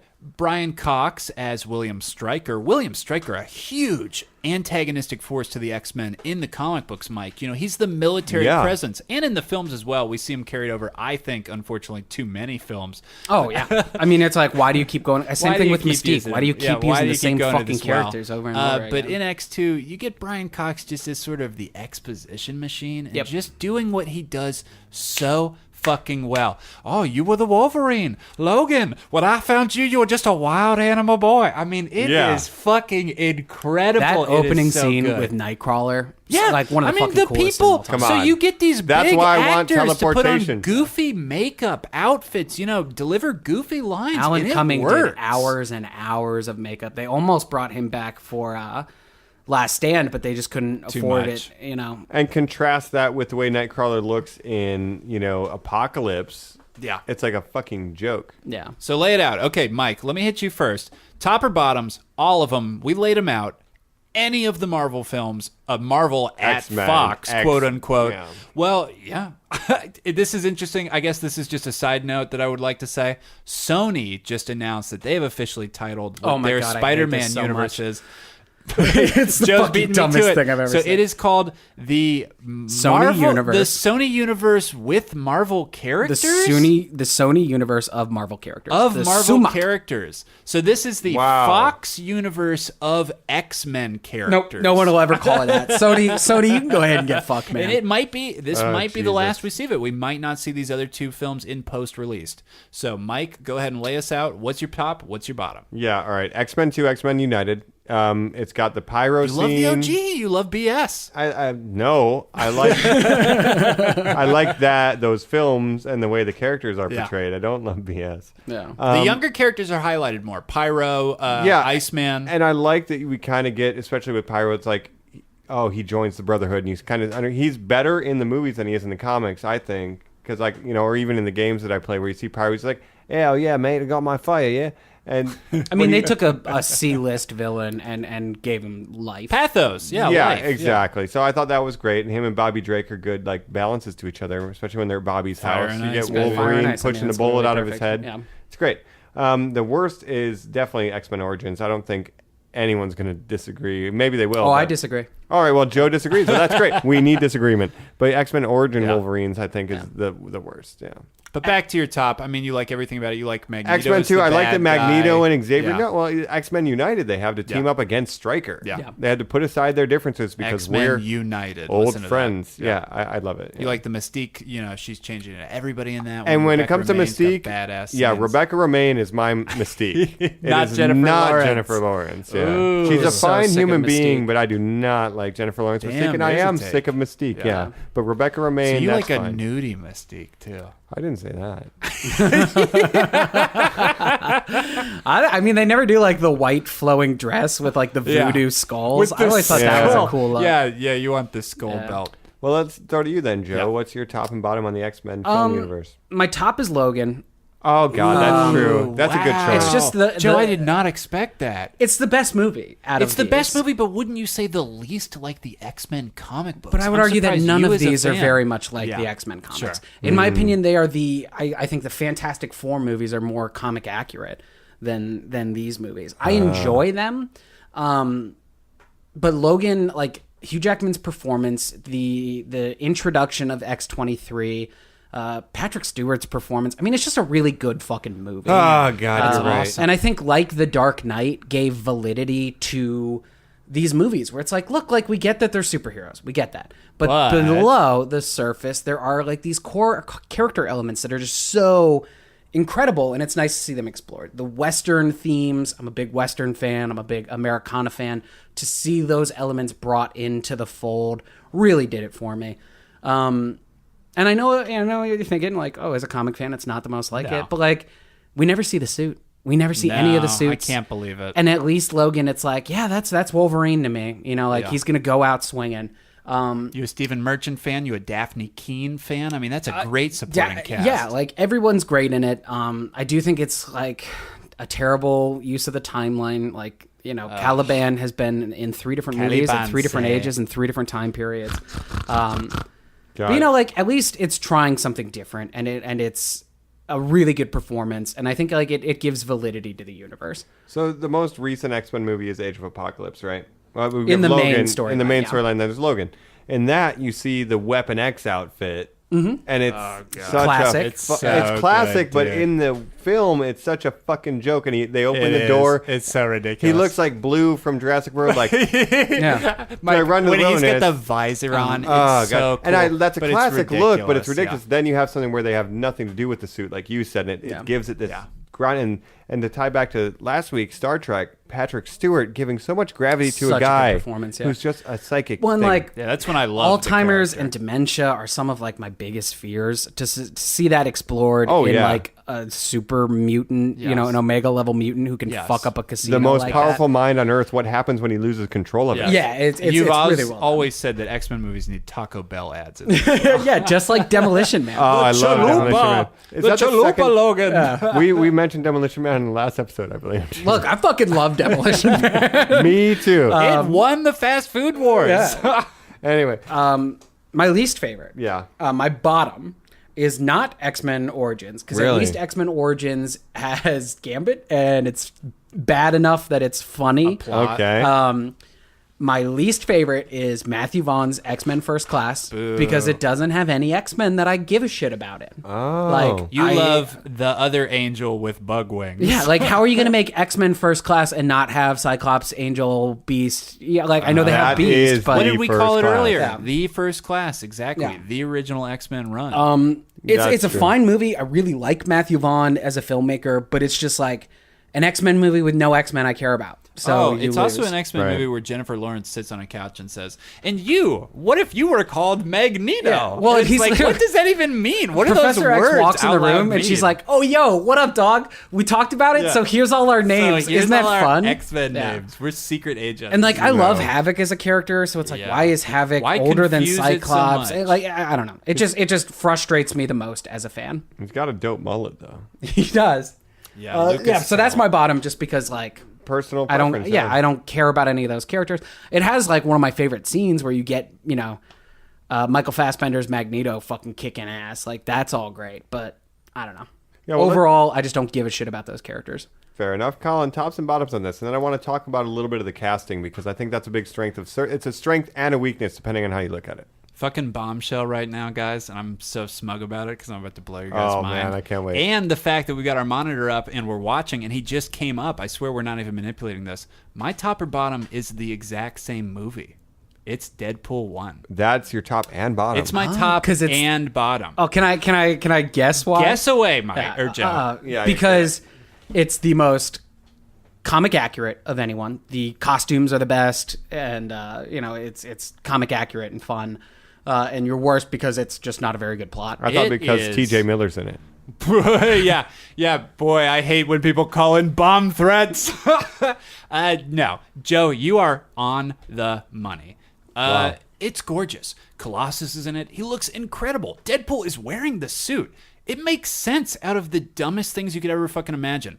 And then you watch the movie over and over if you fucking can. Because the plot is just not there. Yeah, if you can even stomach it, it's just so lame and slow. And if it didn't bother telling the story out of order, the story wouldn't Is even be told. non-existent, Yeah, yeah. it couldn't exist. It's like a thread pulling 3 action set pieces together. Yep. Yeah. I mean, Yeah. it's 3 action set pieces. You watch the same one 3 times. Isn't that what From the animated 3 series is? You watch the Yeah. same one 3 times. That's Yeah. right. It's brutal. I mean, it's Honestly. great because it made me excited about X-Men movies again. It's great because those people who are in charge of that property are a shit. respecting. Exactly. They know. They look at it and they Ryan go, Reynolds fought you know what? tooth and claw This for guy it." should Yeah. probably sound Russian. Yeah. Oh, who, the Russian character? Yeah. Oh, go fucking figure. Yeah, go Yeah, figure. Ryan Reynolds, I mean, like, enough cannot be said about how much he's done for the X-Men. I mean, they're the only reason anyone gives a shit anymore. Guys, I'll tell you, the anniversary of the release of the tape just came out. He says he's going to find the one who leaked it.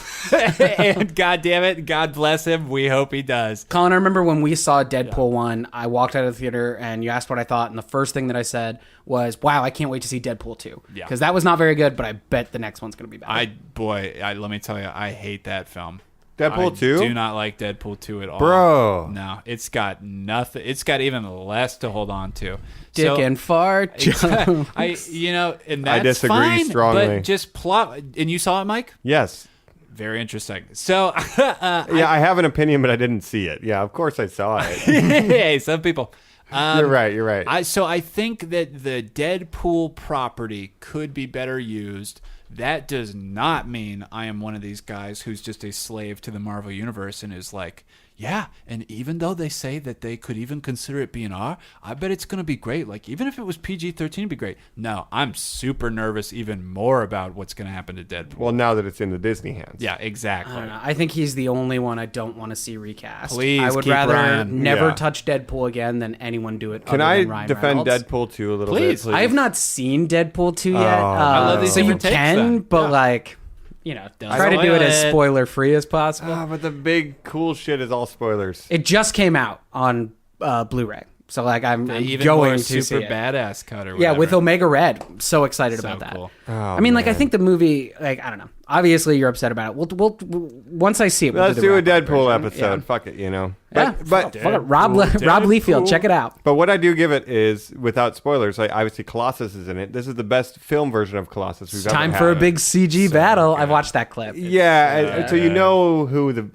surprise villain is. Oh, Juggernaut? Yeah, okay. I know. I all want to about talk about Juggernaut, that. bitch. Also, the best version of Juggernaut because he's trash in so X-Men good. 3, It's the best version of every character because it's made by people and that's who why know like what I don't they're get why doing. you don't like it. Well, but then... Because we have cable. Josh Brolin's the fucking man. You're absolutely right. But even then, if I can just throw out very strange choices that the people in charge of this universe make, we're talking about best of this, best of that. Oh my God, it's incredible. Then you have these super obscure. There's an X-Statix character. That's a spinoff by the Redmonds, saw that, man. who makes a character in this film called Surge, who has powers like this, blah, blah, blah. The writers of this film would come out and say, no, that's not Surge. That's Aikido, who in The Wolverine was the redheaded girl who had a different mutant power in that film.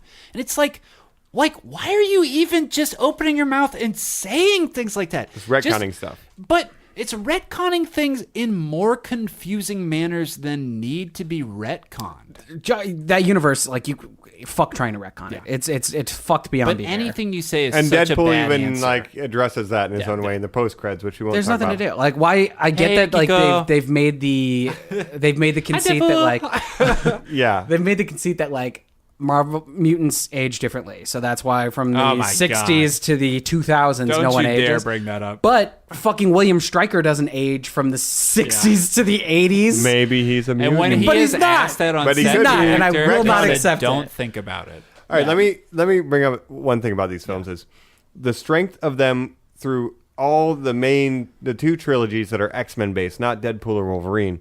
A little bit with Logan, but the main strengths are the casting of specifically Eric Lesnar and Charles So Xavier. fucking good each time. Because each time, so each good. time they are so great together. So Do you have spot thoughts on. on this, Joe? So think Oh, about they're that. they're incredible. I mean, they're two of the best actors in the best roles. Ian McKellen has said multiple times in interviews that the only reason he accepted the role of Magneto is because he's a gay man, and that it meant so much to him to see a disenfranchised person rise up as a leader for a movement. Yeah, right. And Colin, you were about to say something about how, like, Oh, it's just like spot on. You get the weight of these characters that every time they go up, somebody says, oh, I would love to be the top person portraying the good guy and the bad guy of an entire universe of characters. Yeah. The moral linchpins. And perfect cast. I mean, like there's Spot no on one each time. better for James either one. McAvoy. When you got- super spooky glass monster. I honestly, yeah, that's an interesting thing. Like, like you think about like how Xavier is not the greatest dude. He invades people's minds without permission. They really play that up more in that this. trilogy. Patrick Stewart is a beacon, like I said before. He's the beacon I of- hate that character, but when Patrick Stewart plays him, I love that character. And it's he the is same a thing good guy. as Next Gen. He can take this absurd premise, like a guy who teaches a bunch of mutant teens, but his performance elevates it. And then the same thing, with Magneto, he is elevating that to something. And then Michael Fassbender and McAvoy at least carry on that. And the strongest characters in each of these two trilogies are Magneto and Xavier. Everybody else is kind of hit or miss, whether or not. Yeah, I don't know. Okay. McAvoy's fine. I don't think he's as good as Maybe Michael Fassbender holds more, Yeah. He's Okay, no Tom Hardy. favorite but trilogy. Each of you guys, go. Favorite trilogy out of the one or two. Ooh. X-Men, X-Men 2, X-Men United, X-Men 3, The Last Stand. Number one. Trilogy number two. X-Men Wolverine. First Class. Days of Future Past. Yeah, no, we're talking those guys. We're talking Well, the the X-Men. Wolverine trilogy counts Talking, too. No. No, Wow. I see what you're doing now. Yeah, I'm talking X-Men versus X-Men. Well, then you So, flip a coin. X-Men First Class, Days of Future Past, Apocalypse. That's number two. Let's say the original trilogy. 'cause Yeah, we I got gotta go the original. X-Men 1 People and X-Men rag 2. on Apocalypse. Last Stand. Both those trilogy cappers are terrible. Both those Think about trilogy that. cappers are terrible, but I don't like First Class. Days of Future Past, probably my favorite out of the Yeah. original normal And I like X-Men Quicksilver. movies. Yeah, sure. I don't know. I think it's overrated personally. Why? Because like it's dumb. I guess is like my answer. Why? You don't like- the There's a film Sentinel where- design in yeah. the future is garbage. Ooh, the CGI fact monster. that Mystique is once again the linchpin to everything is garbage. The fact that you The needed key. a second cut of the movie called the Rogue Cut to make Yeah, the plot yeah, make yeah. sense Just to justify is fans bad. and just to include an actress that you just cut out for no reason. Yeah. Suki. And like I don't know, Shadowcat getting a new set of powers is like I don't know. What if I could also send people back in time? Yeah, like what if everything was convenient to the What? plot? And like I remember being super excited about Days of Future Past, and then just really feeling like it was an excuse to have two set pieces where you killed off the X-Men. Sure. Counter that argument. I love that it's not just X-Men versus this going on. The Sentinel element in the background is great. It opens up both parties to just having conversation the entire time. It's a much slower paced, much more emotional take. I think Peter Dinklage is really underused. Peter in it. Dinklage is definitely not utilized very properly, but of course you got to respect and love that they never bring up that he is a small person. And then something that I absolutely despise in that film, though, is that... I use medicine to walk. Yeah. Joe, how did you just know exactly Because what I it's was going garbage, for? man. It's Okay, garbage. so what if And Charles doesn't Xavier that was take a away his drug powers? addict? Yeah. It's garbage plot convenience. It's terrible writing, and it's laziness. I mean, it's like, I don't sucks. want to shave my head. I don't want to have to sit in a wheelchair. Oh, I'm Jennifer Lawrence. I don't want to have to put on the makeup, So you so know I'm just all going to these be things that myself all the define time. this You one know, I don't want to character. have to put on the fur, so I'm going to be regular skin the whole time. I mean, it's like the only thing I like about that movie, and it might be my favorite scene ever, is when Logan wakes up in the fixed future timeline and like Slashes all of his everyone. friends are still alive. Oh, you're talking about the ending. Yeah, the very ending, and like all of his friends are still alive. Joe, and you're then talking fucking about- Kelsey Grammer walks by as So you're Beast. talking about Fraser Crane existing in the universe again. That is that's probably my favorite scene in any X-Men movie because it like it really feels like X-Men comics that it's like, oh, all of a Kitty sudden and everything got Colossus are fixed. together. Kitty and Colossus are together, which is like my one Right. true pairing. And yeah, like Beast is still alive, and like Jean is still alive, and the fact that like Wolverine is so excited to see her, reaches for her, and then you just get Cyclops slapping his hand away, Whoa. like, "Hey man, what are you Easy, doing?" buddy. Yeah, like I think That's that pretty great. scene is incredible. I think the rest of that movie is garbage. So yes, that's the And best also, X-Men fuck Bryan movie, Singer. That scene. No, we call him BS here. BS Well, fuck now. BS. Oh yeah. Another casting note: Famke Jenkins as Jean Grey is my Jean Grey. And Oh, another interesting. tie-in here. She was featured in TNG. We talked about last week. Yep. Another X-Men crossover. Well, I'll pitch. Can we do Yeah. a James Bond episode at one point? Because I'd love to talk about Xenia Onatopp. Yeah, let's do it. Then. Xenia on the top. Yeah, let's do that. So, Mike, did we get your answer? Best trilogy out of the original? I go with the original because the first film and X-Men United. The first film is so good because it feels like comic booky. Like they're in the Statue of Liberty. It's so gimmicky. They have the device to turn everybody into mutants. for me. You guys are Yeah, picking yeah. classics. I gotta say, I'm going with the New Age one, ending with Apocalypse, my trilogy, because those ones are taking swings for me. People are in more prosthetics. People are doing weirder, goofier things. BS will not stop putting Toad in movies for some reason. It does not make any sense. Toad, Mystique, and Stryker. I don't need to see any one of them ever again, and man. then you're just like, I want Ray Park to have work, but I don't yeah, need more that would be Toad. great, sure. But then these people are also like, well, you know, it looks like that character, but then I didn't want to give him the same name, so I gave him this character's name. And you're like, well, okay, But well, why did you do that? why? And it's just like, you could have chosen do anything. you have an and they're answer? like, well, no. Yeah. I just don't understand that fuck you. attitude. One thing that we didn't talk about in Yeah. the movie section here, because I think we pretty much said everything we need Yeah, to say. So yeah. it was a one Yeah. little fun note. Get into some final there was a thoughts, yeah. deleted scene in The Wolverine, which we did not talk about He much. goes to Japan. Yeah, James Marigold. Silver Samurai. Yeah, Silver Samurai, kind of based on like the Frank Miller solo run for Wolverine. Yeah, Some really Wolverine. iconic 80s books. The deleted scene at the end where I mean, we never saw it other than, you know, in the post or on the internet afterwards. She opens up a suitcase and shows it to him, and it's the original Wolverine costume. It's so gorgeous. With the mask. Oh, and he never It's fucking incredible. wears it. And I got to say, that entire film, when he fights Hiroyuki Sanada, the quote-unquote sort of original Silver Samurai, Yeah, and yeah. it's just not the robotic one at the end, which is sort of the monstrous Which end he of was that in film, Last unfortunately. Samurai. the He was in CGI. Last Samurai. We just saw him in Westworld as well in a really Westworld, cool yeah. role. He's an incredible Japanese actor. Their fight is maybe one of the best things Oh, it's ever gorgeous, yeah. filmed in the X-Men series. And to be It's think, I mean, I know gorgeous. it's kind of on hold right now, but he might be doing Boba Fett. Oh, that'd That's be kind cool. of like a Yeah. big plus to me That'd to be see really like cool. those James action Mangold. scenes. Really? Wow, that'd be huge. That would James be Mangold, huge. great filmmaker in my Great opinion. I like filmmaker. Walk the Line. That was Oh, him too, right? Copland, Yeah. a film where Sly Stallone Oh, plays yeah. a deaf cop, is like fucking incredible. Some really Right. good filmmaking there. How do you get that job though? If you're, I mean, I guess is the police force. Doesn't like, he lose it on the job? He gets one eardrum blown out. It's pretty good. From like Okay. a shot New around Jersey his cops. ear? Fair enough. Fair enough. You gotta watch it. It's great. But you know, I think we've covered everything in terms of the movies past and Yes. present. Let's talk a little bit before we move on That's about true. the future. Yeah. You know, What do you want?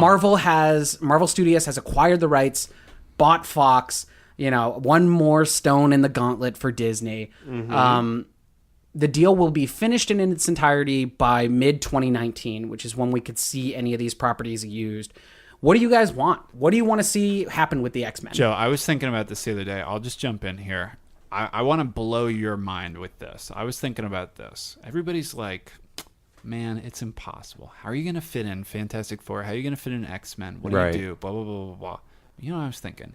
Give it its own fucking one film. Jam them together. Call it Amazing Fantasy. Call it Astonishing Tales. Just call it Dump 'em Strange back in. Tales. Exactly. Something that harkens back to the classic original comic book Marvel runs.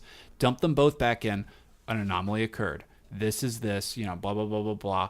Here it is. We're the originals. We're this. Maybe it's even this time. Maybe time shenanigans are going to happen. Who fucking knows? But they'll figure out some incredible way. The thing is, I'm not nervous about it.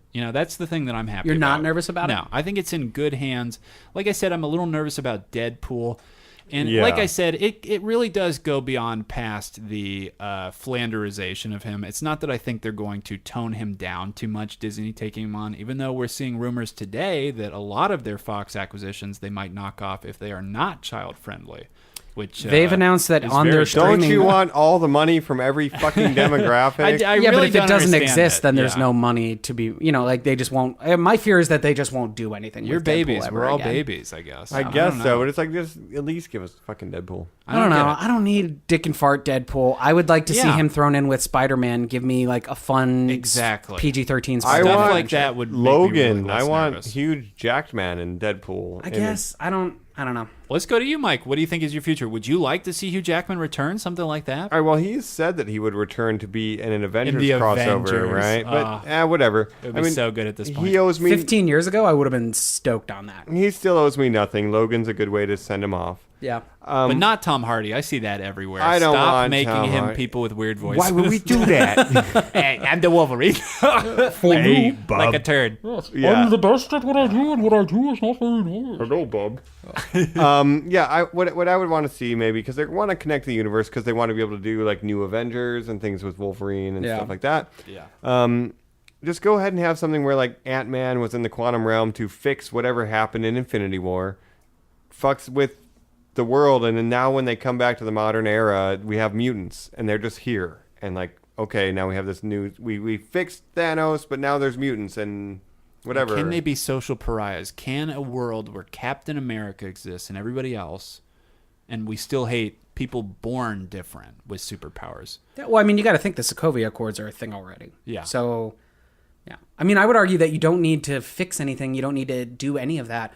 Wakanda has existed forever and just came into the public light. didn't And know which, about by it. the way, speaking of Wakanda, Storm marries T'Challa in the comics. in the comics, so One of maybe the biggest weddings in comic history. bigger than Yeah. Batman If and in Black Catwoman, Panther which 2 didn't happen. If in Black Panther 2 we've got the rights back and they can squeeze her in, I will be so fucking happy. And then you get Storm out there. And, Black Panther versus Namor. Oh, no one cares about It ends with a Namor. winning. Do they though? No. I'm sorry, nobody Joe. Make him a villain of No, Black nobody Panther. Don't let me discount. I don't know anything about Namor. But All right, so I'm going to throw it out there. I'm not going to talk about Fantastic Four. I have my own idea of how they should do Fantastic Four to just bring him back in fresh. Just talking about they the X-Men. originally wanted to kind of Cronenberg the reboot, and they said let's not go so crazy. Yeah, hated it. So what I think should happen with the X-Men is that Professor X is just going to come forward. Hey, my name's Professor Xavier. I run a school for the gifted. I'm in Westchester, New York. We saw the advancements, after Thanos made half the universe disappear. We feel comfortable stepping forward. Things are a little weird. We exist. We're mutants. You don't need, some big explanation. We just have to start making movies about them. I mean, you don't need a backstory when you're just introducing them for the first time. Think about how they did Spider-Man. He's just here. You know what I mean? If there's 2,000 mutants on Earth, why were they not helping to stop the end of the world? Oh, That's boy. only my thing. Yeah. Yeah, sure. I mean, why wasn't, any of the know. characters who are going to show up after this there? You know what I mean? Laying low. You don't who knows? you don't need to do it. Why weren't the Defenders doing anything? Yeah, right. There's always going to be a why not.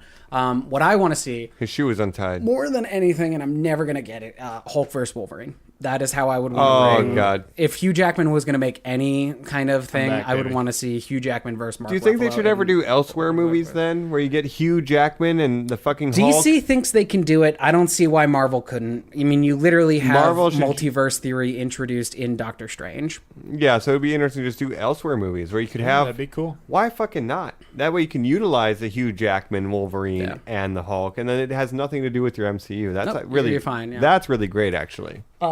Yeah, I think they should bring back Marvel Knights as a company as well, and they should use that to make all their rated R movies. Which, we talked about how that might not happen at all, so we'll see. But, moving forward, I guess I'm not negative on it, but I also the X-Men is so big, being in its own universe didn't bother me.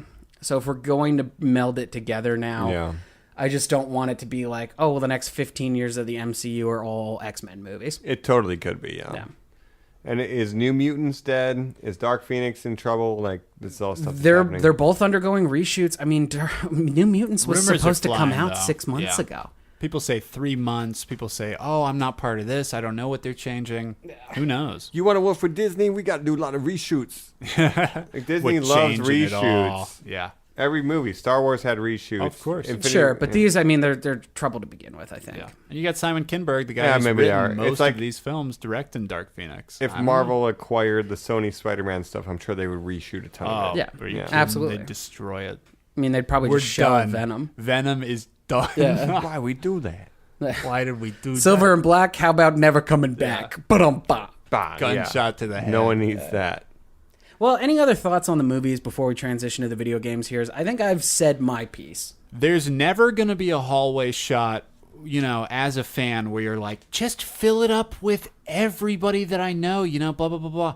Because I get it. I understand paying actors. I understand how rights work, where if you do depict the likeness of a character that created, because look, they put a stop order on making mutants at one point because there's so many. Yeah, like, You look, we don't need any more. Marvel has to pay the creators every time they show up and per book, you know, so if you're just the guy who made the one that's popular and he's in this book, that book, that book, and also you're the idiot who made 2 more, you know, that's a lot of money switching hands going around opposed to just Right. paying one person.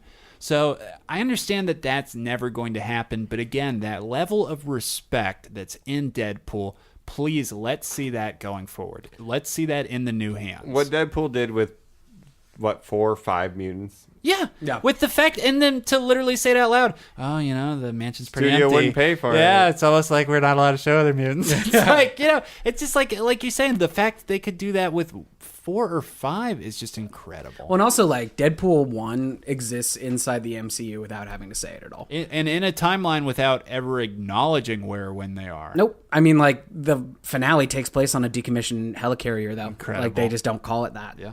And Kevin Feige just laughs. I guess that's my biggest concern is that we might lose the magic that Deadpool has. I think Logan was wrapped up perfectly, the Wolverine arc. I think the 3 X-Men movies are fine. Days of Future Past, Apocalypse. I'm fine for a reboot of the X world, but keep Deadpool as he is. And that's pretty much it. If in the next Avengers film, truly as the rumors go, we're going to see a lot of the other Marvel films play out, that bums me out because I could totally see that being the best introduction of Deadpool into the Marvel Universe if they had saved that gimmick for him to be like, I was here the whole time. Just throw it into the background. I mean, yeah, how incredible would that Oh be, my right? God. I wouldn't rule out still seeing that Yeah. sometime. You know, Black Widow's in it too, and you're just like, Jesus Christ. Deadpool drops their one F-bomb in a Yeah. PG-13. Yeah. Yeah. Well, I mean, yeah, that'd be exciting. I think really there's, I don't know, I think maybe slightly under 50% hit ratio on these movies. A little bit less than half are good. Yeah, I mean, it's like, I hated that one. I love this one. I Like hated that X3 one. bad, That one's terrible. Yeah. you know, Apocalypse Everybody can bad. defend basically about the same ones. There's not too much variation, you have to admit, too. I would say most are just tolerable. Yeah. Yeah, and there's only a couple that are really like very enjoyable. So But that's been the X-Men films and the TV shows. Let's wrap it up. Let's talk about the X-Men's in the video game world. Here come the heroes to save the world from destruction.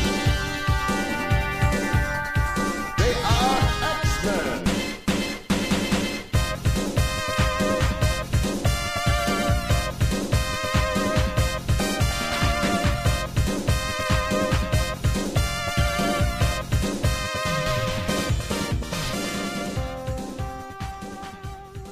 hello, normies. We're out here talking about the X-Men. You know, when they go into the danger room, it's just a simulation, but sometimes those simulations are more real than they think. Luckily for us, we have the X-Men video games to simulate everything we want in the X-Men universe. Do you want to be a hero? Do you want to create your own hero? Who knows? But it's all there, and we're here to talk the X-Men video games. Oh my God, that was fucking Dude, you fucking nailed that intro there. I just went for it, man. All right, way to do it, man. Let's get into it then. Let's talk about some of your favorite X-Men video games. Obviously, there's too many to like quantify all of them. There's Game Gear. There's Obviously, Game the Boy. 90s arcade game is Yeah. a big focal So point. here are the big ones I want to talk about, and we can tear these down. You guys can add to them as you see fit. Yep. The arcade game, obviously a huge staple. the best video game of all time. Yeah, seriously, one of the biggest. Have you guys ever? It says it on the beaten cabinet. I've never beaten it. No. Yeah, I believe one time we ran through it, right? You and I have run through Yeah. it. Me and my brother have run through it. There is a bar here that we're big fans of called the One Up. The One Up is an Dope arcade arcade. bar where the games are all free to play as long as you're drinking. They have it, and you know, it would have Sounds cost like us. my house. All the games are free at my house as long as I'm drinking. It would have cost probably like $50 if you sure. were paying in quarters to beat it. Oh, yeah. But we ran through the whole game. Couldn't be any more fun, man. Keep going, keep listing. So you got that one. X-Men Legends, the series that yes. was the predecessor to Marvel Ultimate Alliance, which Top is 10 another great ARPG, series. so Yes, yes. One of my favorite video games of all time. You can be basically any X-Men and any costume and any combination of team. Couldn't be any better. And then this one's a little weirder. There was a PlayStation 1 fighting game, not Marvel vs. Capcom, which I'm sure also you That's guys would like to another- talk about. briefly, yeah. But it was set in the Danger Room where you would just fight X-Men like Mortal Kombat. Talking 3D graphics, or are you talking 2D like Children of the Atom? 3D. Like X-Men Academy. cool. Or something. Yeah, I think it might have been based on the first movie, now that I'm thinking about it. But they had I costumes. think it was X-Men Academy. Oh, is that what it was called? I don't even Mutant remember Academy what it or was something. called. Academy. Yeah. Could be. But those were the three big ones for me, with the the X-Men Legends being one of the end-all, be-all And video there's games. two of those, you know, and there And the was second one's Apocalypse is the main villain. yeah, and there were but- rumors of Square Enix doing a continuation of that idea. We haven't heard anything yet, but God, hopefully we please. do. God, we want that. Marvel Ultimate Alliance 3. Like it's all I Yeah, want. exactly. Any like of that. we're saying there's or just the two. Avengers game, yeah. All those characters, all those mechanics, like you guys keep saying, get carried over to Ultimate Alliance. It's the They same exact looked game, at just with other Diablo. characters. They looked at those controls and they said, let's take the skins of your favorite superheroes and make it a dope squad team. Couch co-op doesn't exist anymore, guys. Well, what is D&D but building your team and Yep. like working together? You do that with superheroes. It's exactly the same. You know, I had mentioned, I think, last episode that I built a gaming PC.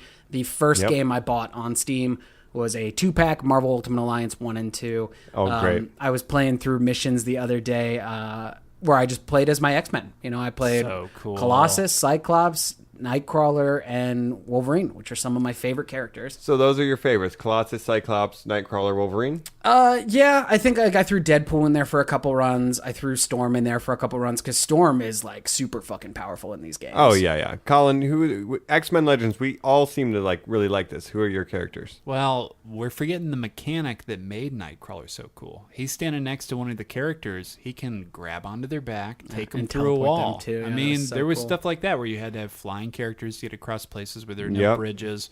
Oh, that's There's not going to a work. puzzle element. Yeah. What if there was Iceman? What if he could He freeze could make a a bridge across? bridge, yeah. Exactly, a puzzle element, Mike. I That's mean, true. it just had such cool interactive gameplay. I liked anyone where you were using the environment interactively like that. So how about you? And using your powers to solve the puzzles. I mean, Yeah. those games is when I fell in love with being Colossus. It was just so fun to be the tank. He's got to be on the team, man. You need Do your the tank. big ground Look, smash. at some point we're gonna have to pick something up. and just hearing And I'm him here to do it. and just hearing him say his little the 5 lines of Da. dialogue they're quoted. Yeah. Da. Da. Thank you, Combra. I love how we all said da. Of course, that's exactly all he said. But no, it's great. Yeah, so Colossus is really fun. You know, I like to be Wolverine. I like to be the Wolverine's healing element, so nice. Look, I need to get through this level. Maybe I throw Wolverine on. Maybe Yeah, I can just get to through. have one guy still A standing. weird at the thing end. about those games is you'll be able to assign which controller was on which. Yeah. Yep. So whenever my friend was Magneto and flying over a chasm, I would pause it and then switch the controller so Magneto would just would fall to drop. his death. That's just being fun. Yo, But, dude, my life died. yeah, well, you did now. Because the second one, it was the Brotherhood and the X-Men teaming up against Which is like Apocalypse. X-Men United, exactly. I'm the Juggernaut. I'm on your team now. When you Yeah, had your I danger would room play where you him just too. had simulations where, like Ultimate Alliance, you could collect discs and do like side missions. That was and pretty changing much every costumes. weekend of college for you and me. so good. We would Yeah. go to a used game store, pick up. Hey, do you guys have X-Men Legends? You have 2.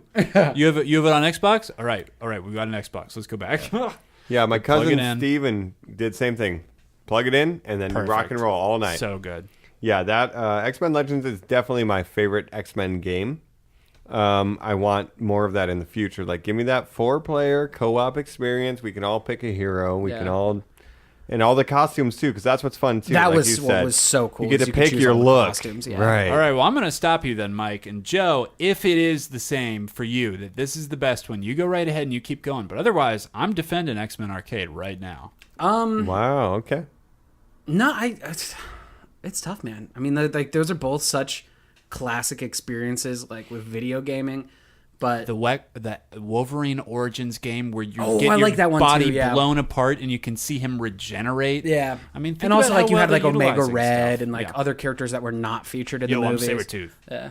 But again, makes no sense for the timeline because you have fucking Colossus as your buddy doing the fastball special, Yeah, you even never though see he him barely again. says a word and is like 15 in the movies. Yeah, Fastball Special is great. I had the Wolverine game that tied in with the movie, the Origins movie. Yeah, that's what I was talking about. Yeah. There was a long time where like they would do play testing down at Activision. They were publishing those games, so we would go down and like do some play testing. You got to be under I 20. didn't know you did QA. You got to be 18 to 25 to go do some QA. So back then, when I was of age, we would go do some QA. We were doing the Transformers game. We were doing. I did a whole playthrough at Naughty Dog of Uncharted 2. Oh, nice. Wow. But Very anyway, cool. at that time we were at Activision, and they said, "Oh, you can take a free game." And I picked up the Wolverine game because it was the best one they had, and like that was pretty fun too. It had some decent action. Ultimately, the depth wasn't there. But No, I remember the Wendigo level being like fucking annoying.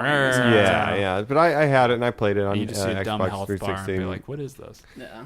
Yeah, and, some dumb puzzle elements where you have to like stab a statue and rotate it and move it. It's like, all right, that's dumb. Yeah. But Well, you guys forget that God of War had come out by that point and sort of changed how those games were played. So Yeah, then the we've got, mechanics well, we've were all got pretty Wolverine. What if he was like Kratos? yeah, put them in there, and we're just trying to do a quick movie tie-in. So who are we kidding? But X-Men Legends, that's coming from a place of how do we give players the experience of being their favorite superheroes, give them all the powers. Sure. The stories were cool. You went to the astral plane with Xavier and Oh my stuff. god! in those. All the psychic characters get rallied around. Savage You can Land, only where use you didn't have Yeah. your powers. Everything's Kazar so here. What X-Men doing here? And you're just like, Jesus Christ, I'm getting everybody. Wait, I'm collecting these weird tokens. What do they use? Wait, does this unlock Deadpool? Oh my God, it does. And you're just running around. It's great. And you're off to the races. So Joe didn't answer, so I'm just going to cut everybody off and say, F you guys. You want to talk about jumping in. You want to talk about communal gameplay with friends. You find that 6-controller console. big one? The big boy. The stand-up guys. I mean, the X-Men They had arcade it, yep. machine. If you find that guy, I mean, that is the holy grail of video games as far as I'm concerned. For arcade stand-ups, that is Yeah. actually a very, very high Are you bar. kidding? Well, like I said at the beginning of the episode, my Pizza Hut had it. And that was like Oh the my only place God. that had Oh, it. wow. Jeez Louise. Yeah, we did not. Okay, so that Pizza Hut pretty much had everything good in life. If we could go back to those They gave you the buffet X-Men style, because tape. do you remember there were different times? It was the buffet style weird, where you could just go hang out at a Pizza Hut opposed to just getting the takeout style. Yeah, I mean, it was literally like a baseball, little league. Pitchers Yeah, of yeah. Coke and root beer, and they'd just be like, They had hey, a salad hang out. bar, and they Pizza bring the parlor. pizza to your table. Yeah, exactly. You do not Pizza's see that trash, anymore. but- Except when we go to Shakey's Nah, and get dude. drunk.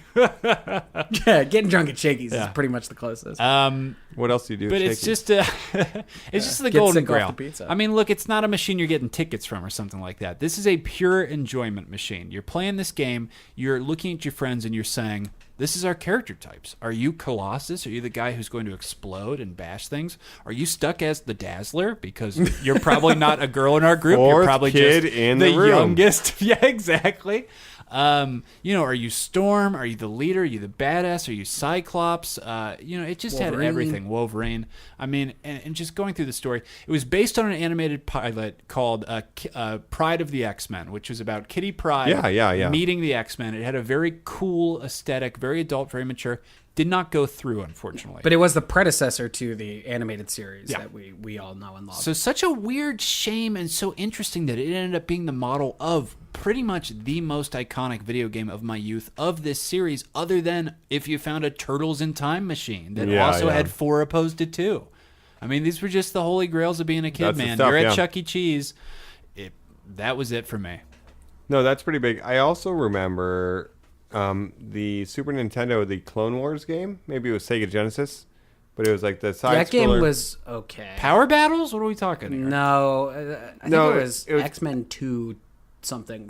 Oh, Clone Wars of X-Men. Yeah. The Clone Wars of Yeah. the X-Men, yeah. And you had to always fight the shadow versions for boss levels, and They had a lot of weird crossovers in the 2000s. Do you remember when they had that weird game where they just crossed over with a weird made-up PlayStation version of superheroes just because Sony seemed to have a stake in it at that point with the video Sony game? was messing up the universe even back then. Yeah. Do you guys remember X-Men Mutant Apocalypse, where you would pick one X-Men cool. and run through a level? There was Gambit, Beast, Psylocke, Super Nintendo, baby. Wolverine, and Cyclops, and like each level you were just one X-Men going through the story. Oh man. That one I never really played much.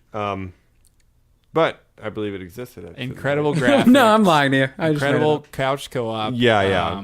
Like big sprites and stuff. Yeah. Kind of like Maximum Carnage. I think Made I by know the Capcom. artwork. Yeah. Oh, yeah. So Capcom has beautiful I mean, that sprites. was just the pinnacle. And again, they're up-resing those when we eventually get Marvel vs. Capcom games. They're like, well, wait a minute. What if we just had Cyclops? He's been in all of our games since the 90s. Yeah, it's just easy to just plug them in there, plug incredible. and play. That's true. And speaking of Marvel vs. Capcom, like those are like huge fighting games. They're still big on the the FGC, the fighting game community. I mean, the latest Marvel vs. Capcom just came out this year, right? Infinite. Yeah, Infinite. Yep, and it had to do with Infinity War and Thanos and And everything Ultron, like that. it's like thrown in very there goofy. too. Yeah. That's like get Captain America even from other Marvel stars and stripes. Like I love having Captain America on my team. You get Spider-Man and Wolverine. So we're happy about this because, like Joe was saying, there was the freeze out for so long. And it wasn't just in the comic book content we were talking about before. It was everything. In video games, you were not getting X-Men characters. I have that Lego Marvel game that I've mentioned to you guys before, Lego Marvel Superheroes 2.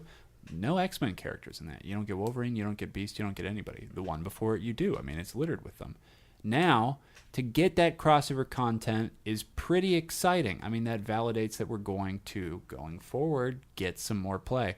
Unfortunately, we're seeing something like in the Sony Spider-Man game that's about to come out. They won't even say that the Fantastic Four are in it. No, but like, I mean, that's different because it's Sony, A, and B, like, I don't need anyone else right now for that Spider-Man game. I just need Spider-Man. Sure. It's a lot easier to do a Spider-Man game than it is to do an Avengers game or a X-Men game because, what characters are kept in, what characters are left out.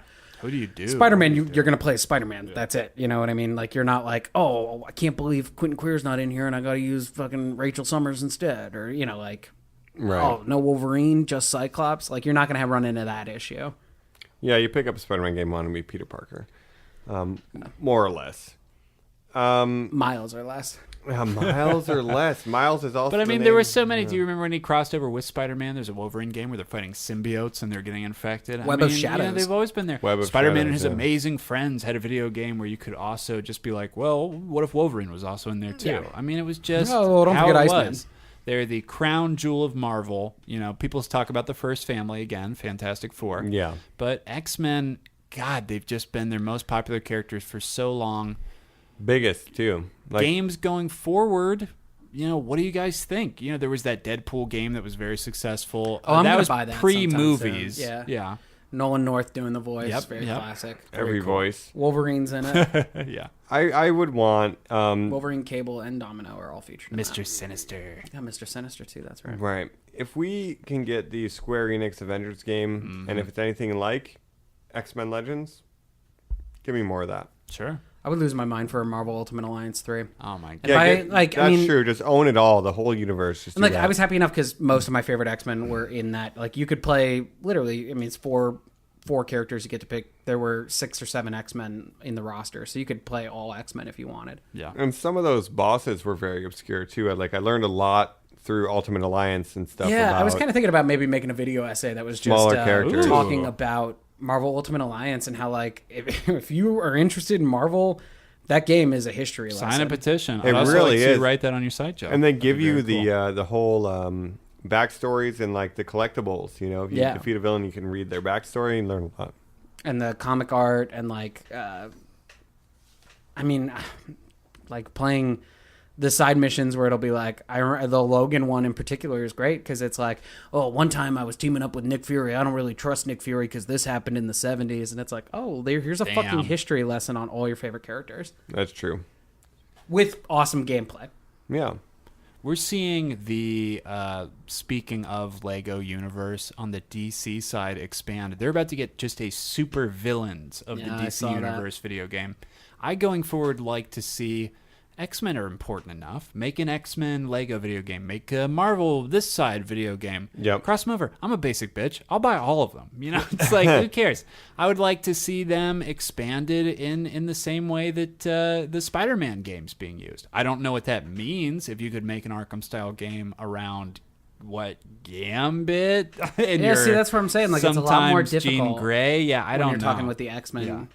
You know, I think You're like talking somebody. X-Men Legends is kind of your best bet. It's the team up. It's the top down. I agree with you. We didn't guys. talk about X-Men Destiny at all. Did you guys play that, where you designed your own X-Men? No, I really Yeah. am wary of those games. But now, just thinking about it, how about if we saw like an update to the arcade game? What if we saw some sort of resprite, new rebranding? You know, something to get us to sit down and X-Men play a Arcade game like remastered. that. Can you even imagine? Well, they'd have $3.99 on the Xbox Release it on Marketplace. Steam or Yeah, Xbox. please. Yeah. I mean, DuckTales remastered did really well. It'd It be did nice to see great. something like Crash Love that Bandicoot game. did really well. Yep, very well. Mike. Yeah, You're totally right. That's true. Yeah, just update it, kind of the modern conventions, a little bit better graphics, better sprites. I think that makes But I mean, sense. the game moving forward, I would want more than anything, either X-Men Legends or Marvel Ultimate Alliance 3. I agree, 100%. Well, that's been X-Men video games. Let's talk our final thoughts on X-Men, guys.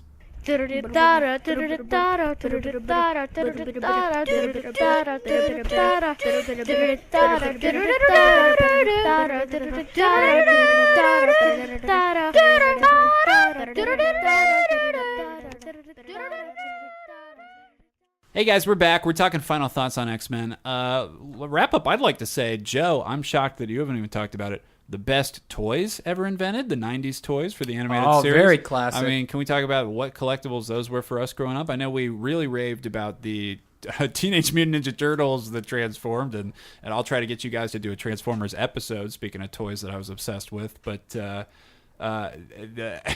every time I go home, I find a different one, whether it's Xavier outside of his wheelchair, his weird floating wheelchair, or one where I'll just be like, the Vindicator. As a kid, how did I even know what you were? X-Men What? Extreme exactly. Havoc? Yeah, What? exactly. I'd be like with my parents and point and be like, yes, that one. Like, I can't even imagine. So, I love them.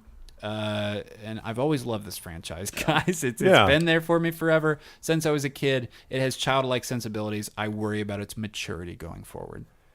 I mean, X-Men has always been that thing for the youth, right? That's where it came from. Make people feel comfortable with that. I do worry about where Disney will go with things because they're going to have to change a lot. Obviously, they're probably going to want to jettison a lot of the previous.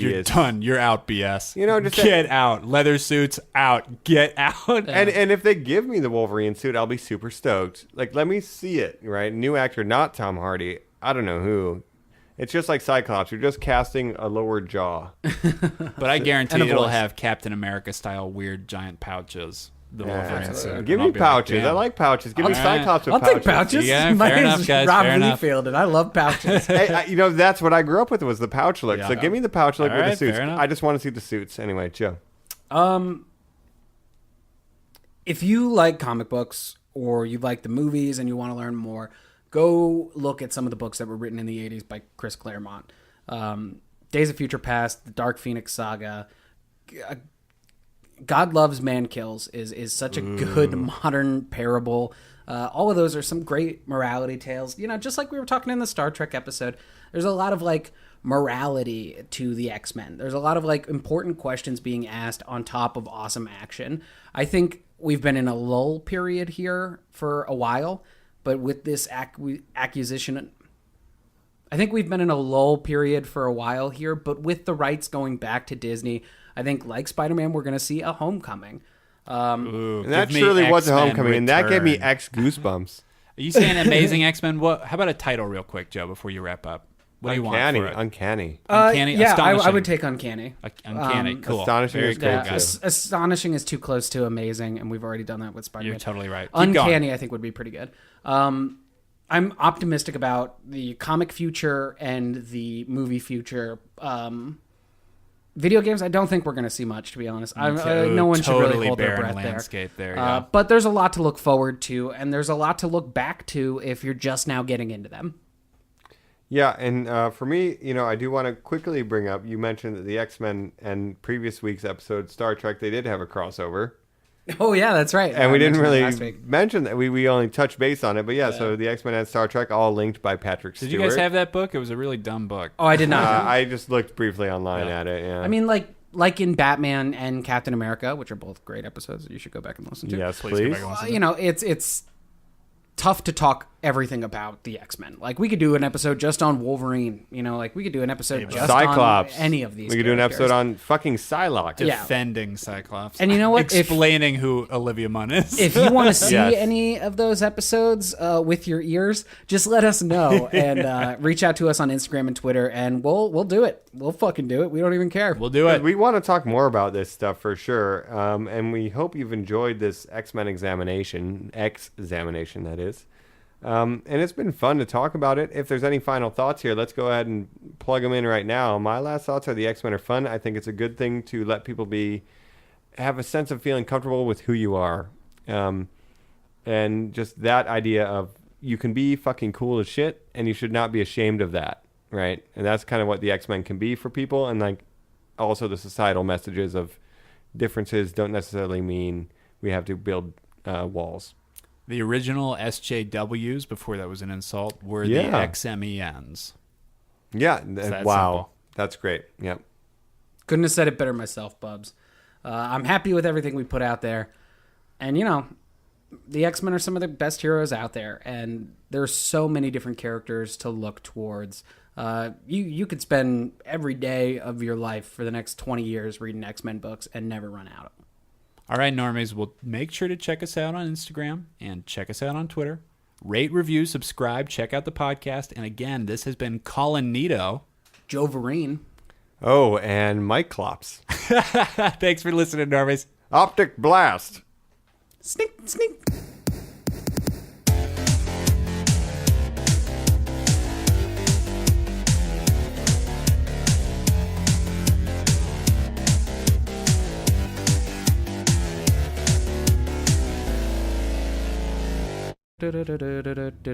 Record. There's a motorcycle. But what about Gene? But what about Gene? I'm Cable, I'm from the future. I'm Bishop, I'm from the future. No, I'm from this future. Get out.